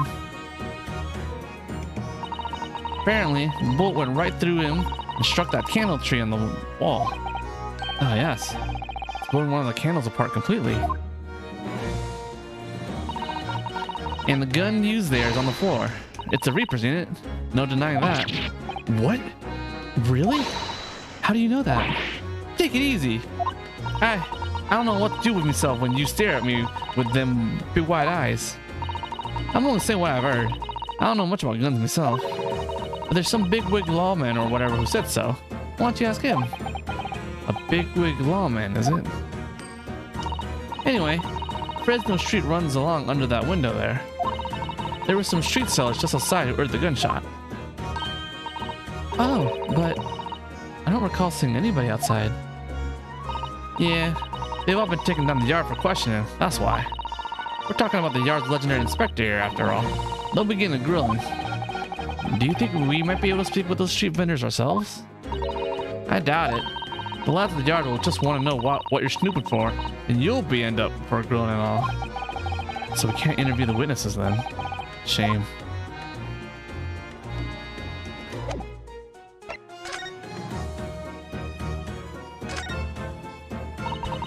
This looks like some sort of notice board or something. And it's absolutely covered in scraps of paper. Ah, Mr. Naruhodo, look. This you mean? It's an autopsy report, isn't it?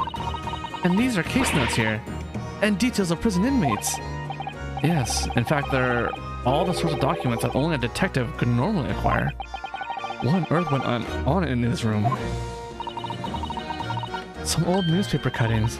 Ah, and this one here. Ah, yes. The advertiser, you mean? To the Red-Headed League. But why? What's that doing here? Whoever occupied this room was clearly interested in it for some reason.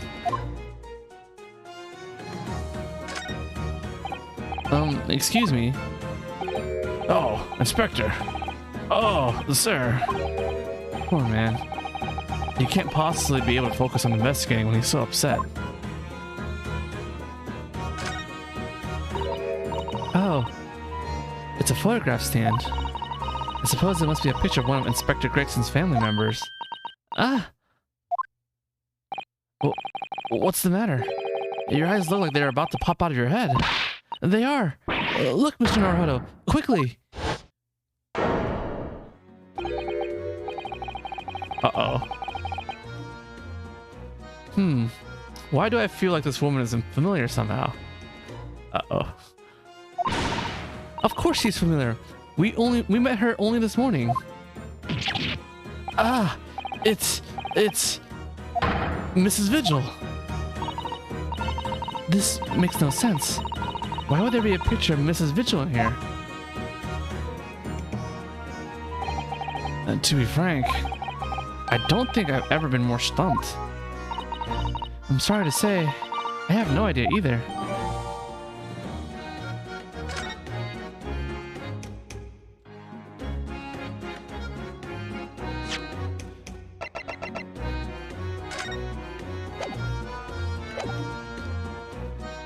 Actually, I didn't investigate the dismissal notice, I guess.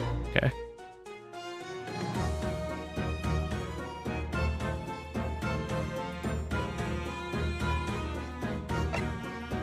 Reason for dismissal: aiding and abetting the escape of the prisoner.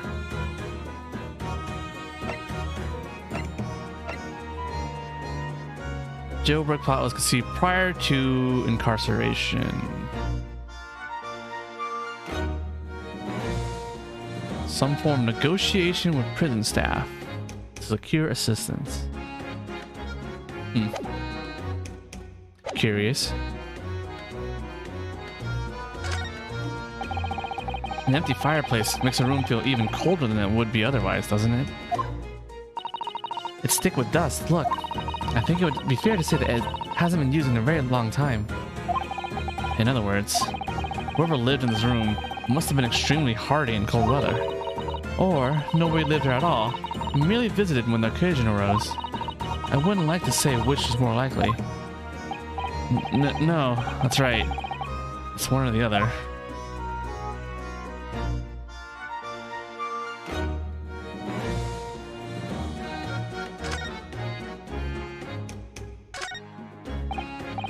Excuse me. Sorry, sir. Can't see a thing, sir. Too many tears, sir.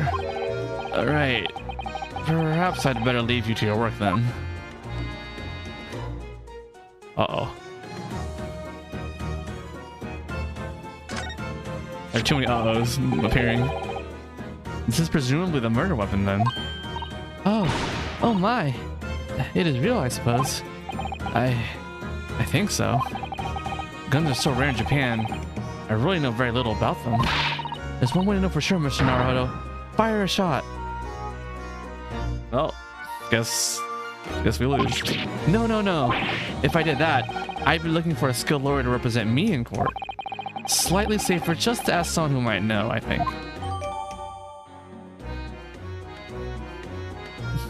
Did we steal this?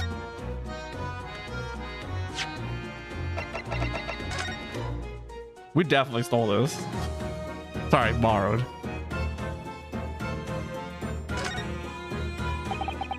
I suppose this must have been the murder weapon. Oh my. It is real, I suppose. I think so. Guns are so rare in Japan, I really don't know. Okay. I gotta ask something about it.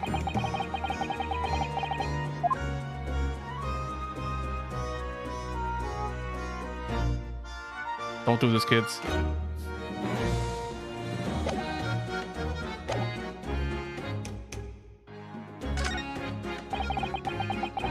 Ever since we came in here, I can't take my eyes off this thing. Oh, funnily enough, neither can I. It's a hairpiece, isn't it? It is! A bright red hairpiece. And I suppose the fact that it's right there next to where the body was found means we have to accept that Inspector Gregson wore wigs, does it? And in such a flame-colored red, too. Yes. That's a color we've come across very recently elsewhere, isn't it? Exactly. This is a vital clue, I'm sure of it.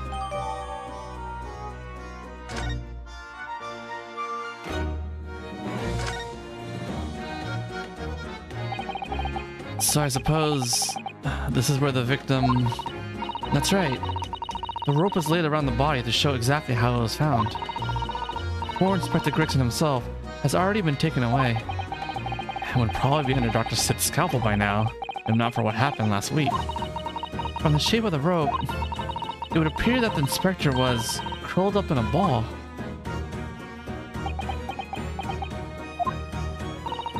Are you feeling alright, Mr. Naruto? You look like you've just seen a ghost. I know it's just a rope, but, well, it conjures up quite a terrifying image, that's all. Especially with that bloodstain next to it.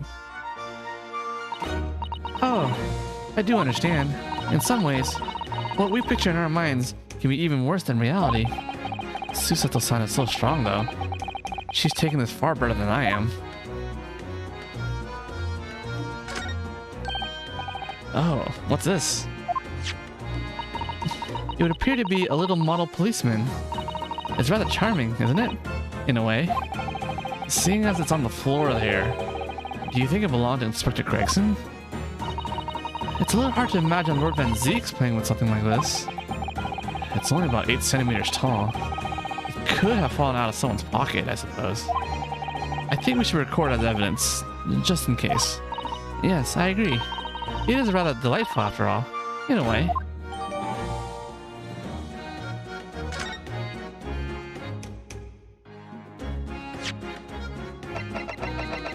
We are gaining evidence. Out of control.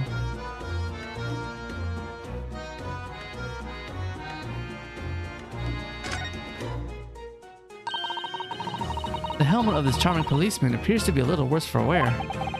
I'm not convinced about the charming part, but yes, you're right. The head part looks like it's been fairly heavily manhandled. Almost as if somebody enjoyed twisting it around and around for fun.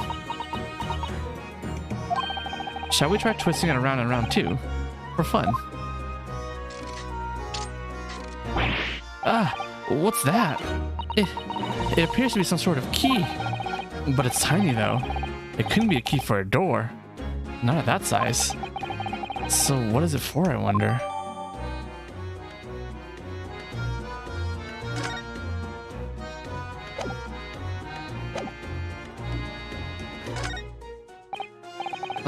Excuse me. If you're looking down on us from the great beyond, Inspector, don't worry. We'll look after things at the yard. I've interrupted some deep thoughts there.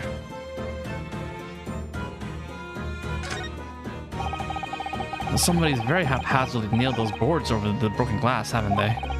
You couldn't even really call it a window anymore. Well, if you remember the window in Mr. Natsume's room, that was totally blocked up with bricks. This one does still at least let in some light, so you could say nothing more about it. I'm starting to feel even more sorry for Mr. Natsume now.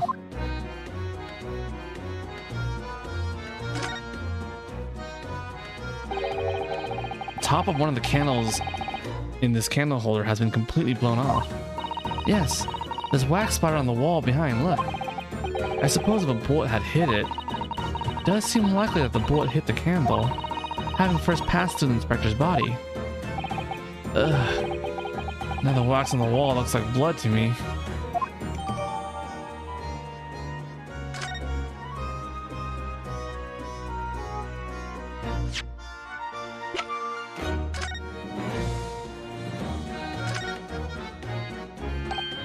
Ah, there are some black marks here, look. Yes, they look like some sort of scorch marks. So perhaps the bullet struck the candle here, do you think? It's only this one candle that's been cracked in half, it seems. Yes, I think you might be right. Firearms are rarely used by criminals in Japan, so I'm afraid I'm not particularly knowledgeable about them.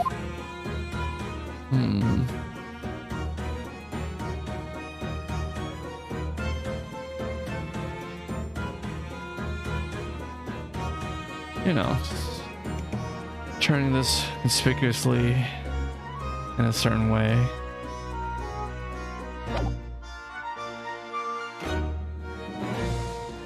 You know, totally not a gun.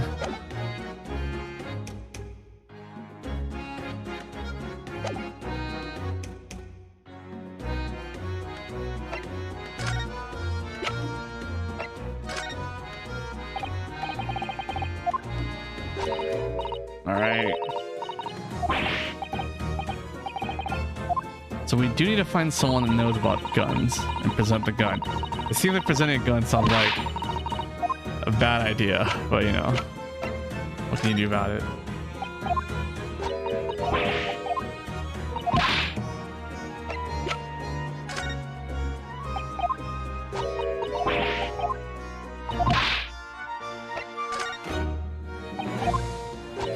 Okay, none? Alright. We might have to go somewhere else. Do a quick pass.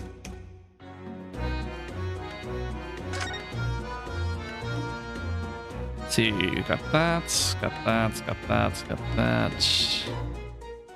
The wallpaper is like gone. Windows at home. Alright.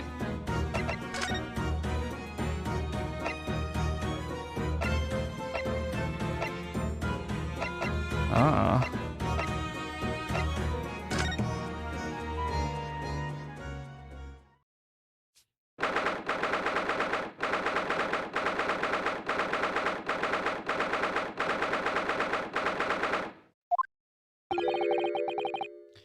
You've made good time. I took an express train back to London. I can hear Lord Strongheart. Can you? Yes, it sounds as though he's talking to someone. Ah. Is everything in place? I had a private compartment on the train so I could check all the paperwork. It's Kazuma-sama. Ah, your timing is impeccable. It is. No doubt you have heard the sickening news about the Reaper's latest devilry. Yes. I'm sure you don't believe it, of course, though, Lord Strongheart. That Lord Van Zeeks could have done such a thing to Inspector Gregson. I believe only in the facts. And the facts in this case point to one thing.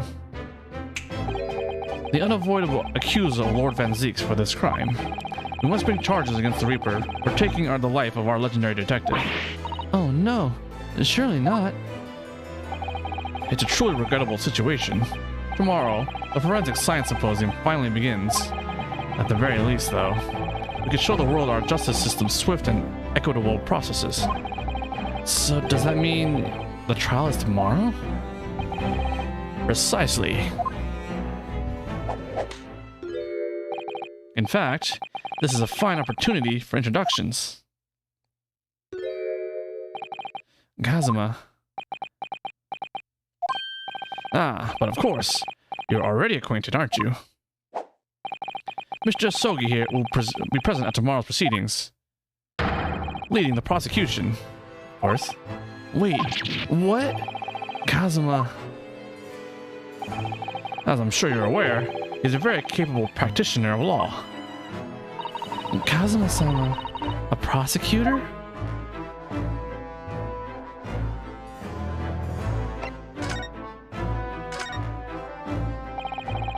I'm sure that you can imagine that tomorrow's trial will be closely followed all over London. In fact, no. People all over the Empire will be watching closely to see how it unfolds.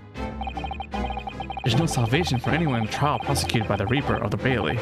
And now, the Reaper himself must stand in the dock. Quite so.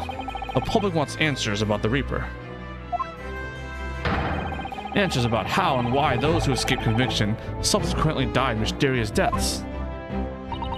But Lord Van Zeeks firmly denies any involvement in such matters. And there have been thorough investigations that have proven him to be innocent. That's certainly true, or it has been at least, until now. Ah. No. Tomorrow's trial will mark the start of a new chapter in our country's great judicial history.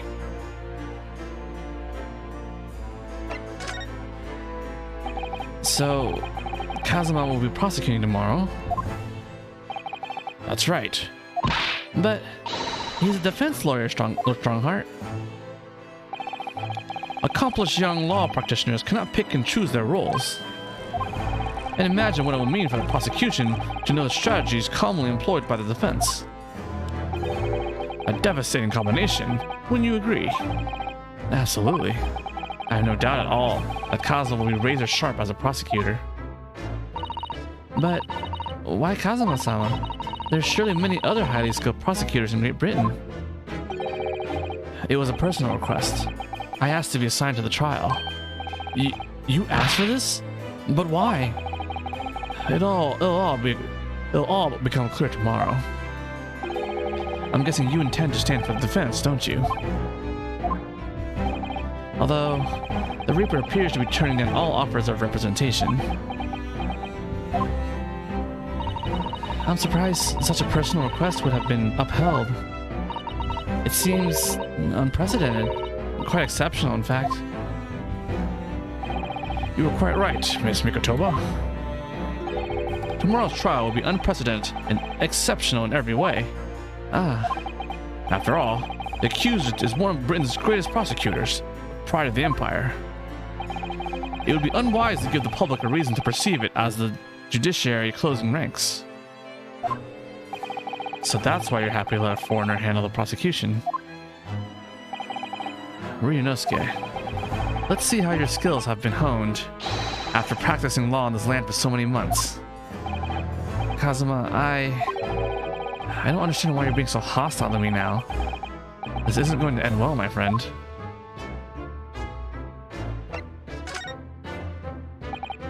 Oh yes, we noticed that there was a gun at the scene of Inspector Gregson's death. Do you know if it belongs to Lord Van Zeeks? That would be a question for the lead detective investigating the case.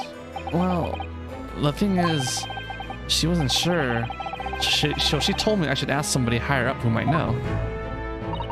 That's right, Mr. Naruhodo. Be direct. It's certainly a model that issued to all personnel involved in law enforcement, yes? Which includes prosecutors, as I'm sure you can imagine. In that case, it could actually have belonged to the victim. No. Gregson had his gun on his person. What about Lord Van Zeeks? He claims it's currently not in his possession. What? According to his story, he lost it. In short, it's more than a little suspicious. But just because the gun in question is the same type as the defendant's, is no proof that it's actually his. No, of course not. Nevertheless, the situation is grave for Lord Van Zeeks.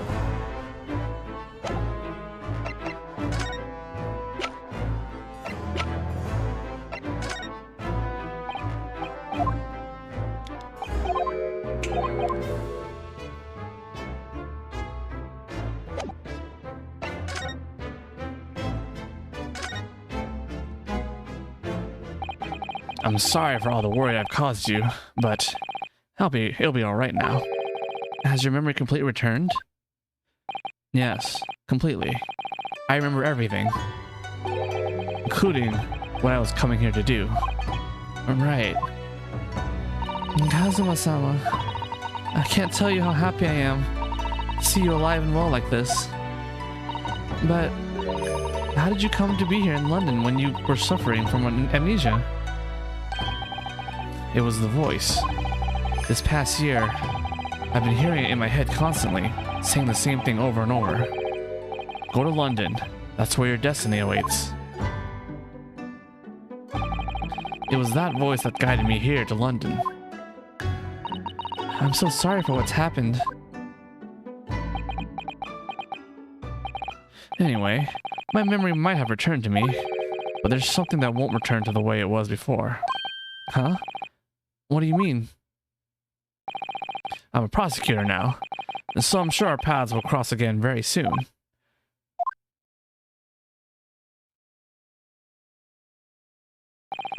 It doesn't look like we're going to glean much more here. Well, thank you very much, Lord Strongheart. Remember, tomorrow's trial will go down in our Empire's history. There's much you could learn from the public gallery.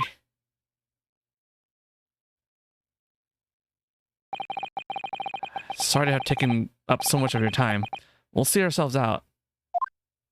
Hold it! Before you go, Ryunosuke. Oh, what is it, Kazuma? I just wanted to thank you. Kazuma-sama, what? You took my determination to heart and brought it with you over the ocean in my stead. And you carried out my role to perfection. You always were intent on studying British law in order to change our own justice system. It was your dream, and Mr. Naruhodo didn't want that to die with you. Yes, but I had another purpose for coming here. Oh. I actually have a favor to ask, which is this trial I'll be prosecuting tomorrow. I'd like you to be there to see how it ends, right in front of me, as the defense counsel. Why? What's this all about? I know you have what it takes, but Lord Van Zieks would never put his fate in my hands. On the contrary, he recognizes your talent. He does? It's not easy to see behind the facade sometimes. Here, have a look at this. That's Lord Van Zieks and Inspector Gregson. In a photograph that must have been taken some time ago by the look of it. And who's the third person? It was displayed very prominently in the detective's office. In Gregson's office, you mean? Yes. What I'm trying to say is, if you really think you can trust the Reaper, you might find that some straight talking makes him take a different view. Take it.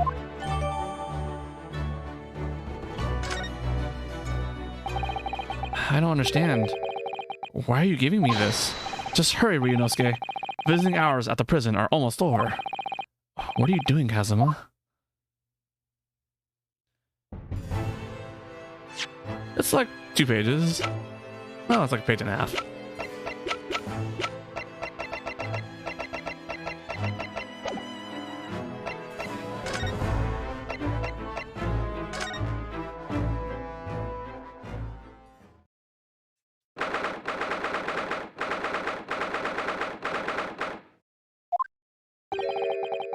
Lord Van Zieks is still reading that letter. We've been gone quite some time, though.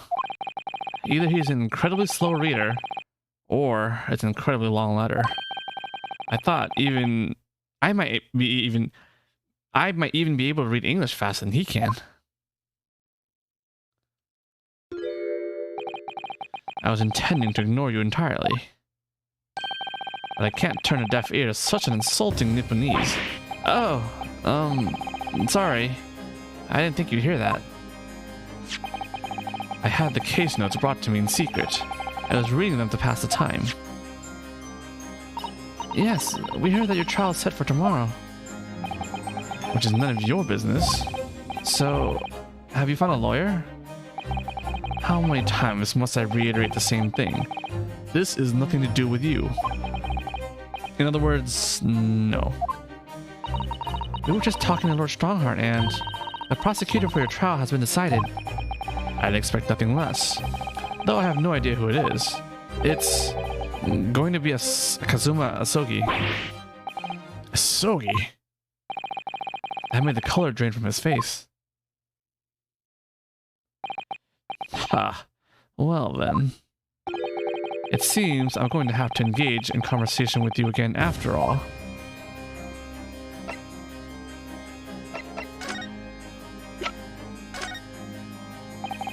Lord Van Zieks, we came by this old photograph. Where did you get that?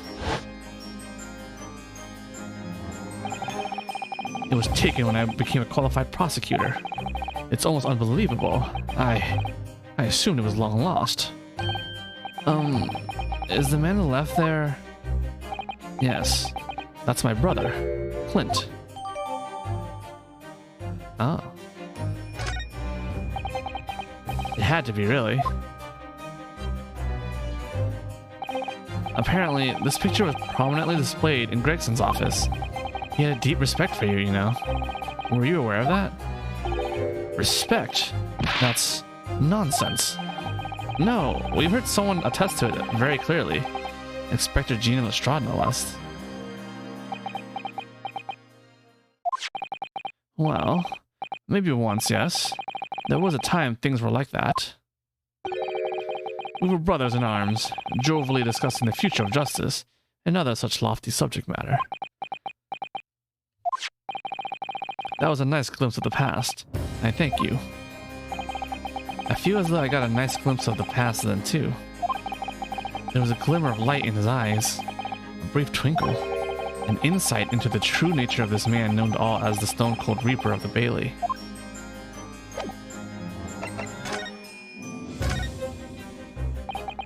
"10 years ago, my older brother, who was the director of prosecutions at the time, was murdered. And the killer, as you know, was a visiting student from the Far East. Not a single day goes by when I don't curse the name Asogi. Genshin Asogi was Kazuma-sama's father. So what cruel twist of fate is this now, 10 years later? The man's son is to crucify me in some kangaroo court. I still don't understand why Lord Strongheart apprenticed Kazuma to you. It's what he does. No doubt he knew the young man's true identity from the outset. But what could he have been hoping to achieve? And let's not forget that it was only 8 days ago that Kazuma recovered from his amnesia. Why would Lord Strongheart assign this trial to somebody like that? Asogi. That name is the very epitome of my bane. The bane that is you Nipponese. Right. Your hatred of us, of all us Japanese.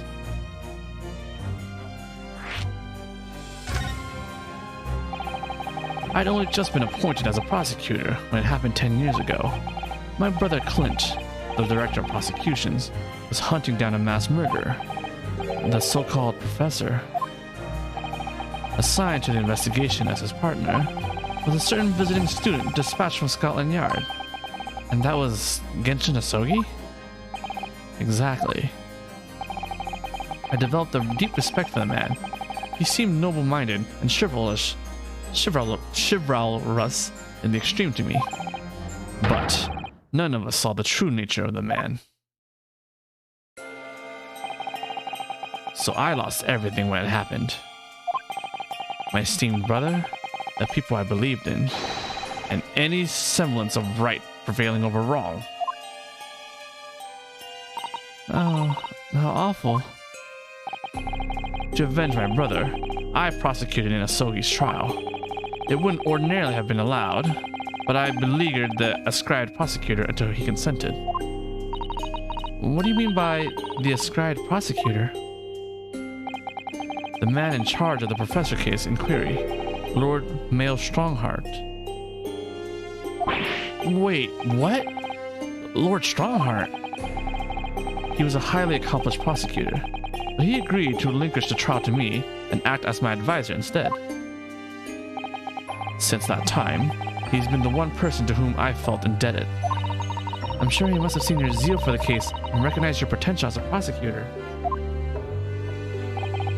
Anyway, time passed, but then earlier this year, who should arrive in London but you? Ah! And, of all things, as a lawyer. I felt your animosity the first time I ever faced you in the courtroom. Your obvious deep loathing of us Japanese. I kept telling myself it was illogical. But for so many years, that hatred had festered inside me. I could no longer control it. And I can understand why. Now I know the history. But in the same way that I've long felt the Nipponese to be the bane of my life, to Kazuma Asogi, I am the bane of his. The Reaper who sent his father to the gallows. He's looking for revenge, and he intends to take it in the court tomorrow.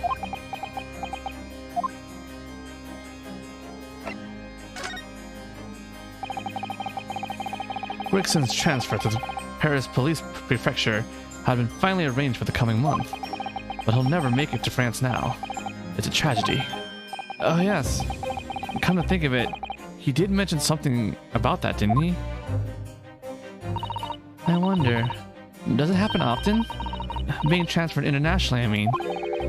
It's the first time I've ever encountered it. Oh, The Paris police welcoming an English detective is almost inconceivable.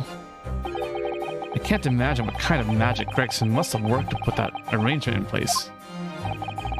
It sounds like that mystery has even the Reaper perplexed. I'm afraid to say that we were very ignorant about Inspector Gregson's standing. We hear that he was considered something of a legend at the Scotland Yard. Again, it was 10 years ago that he first made a name for himself by uncovering a decisive piece of evidence that exposed the professor's identity. If it wasn't for Gregson's singular approach to the case, the discovery would never have been made. What sort of approach? After my brother's life was taken, the inspector pushed for a full autopsy. Oh my, 10 years ago. Why is that so surprising? Autopsy was considered a desecration of the body at the time, and rarely performed. And my brother was of course a noble. That made the idea of it even more unthinkable. But something Gregson had dug up in his investigation made him determined it was necessary. His powerful conviction somehow influenced the House of Lords, and as a result, I could avenge my brother's death. So, you must have had great confidence in the inspector's abilities then. And it's even more inconceivable that you would have taken his life. Inspector Gregson.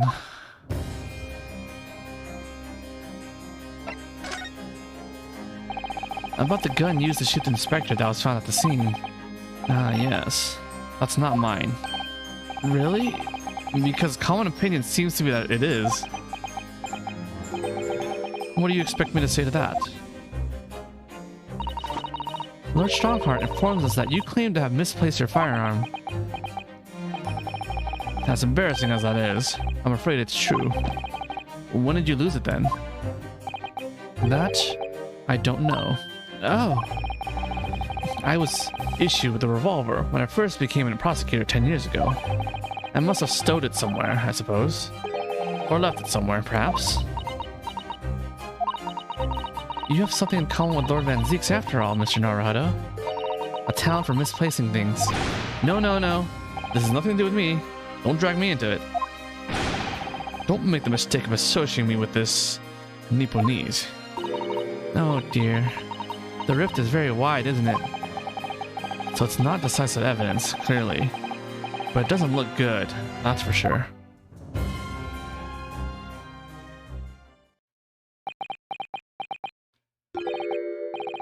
Mr. Naruhodo. Oh! That's the first time he's ever used my actual name. I have lost all confidence in my country's justice system. I don't trust the police, the judiciary, or lawyers. But there's still one thing I am willing to believe in. What's that? That which you see in the eyes of another across the courtroom. A simple determination to know the truth. Lord Van Zieks. From the very first time we clashed in the Bailey, almost a year ago now, I couldn't deny it, even though I dearly wished I could. Here's a loathsome Nipponese who has absolute integrity as a lawyer. There are only two other men I've known with the same look in their eyes. My brother, Clint, and Genshin Asogi. The man he idolized, and the man who betrayed his trust in the most hideous way.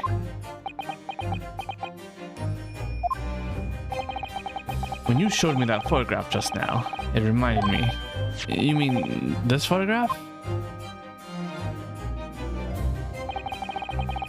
Back then, I was able to laugh. I was free of the shackles of mistrust that plague me now. I looked to the future with hope. Since then, I protected myself against betrayal by refusing to trust anyone. But at times, the mire into which I've sunk makes it almost impossible to breathe. I'm so sorry. So, Mr. Naruhodo, I want to believe in that look in your eyes. I need to believe in it. In tomorrow's trial, will you advocate for me? Of course I will. It would be an honor. I'm so pleased, Mr. Naruhodo. Then my life is in your hands.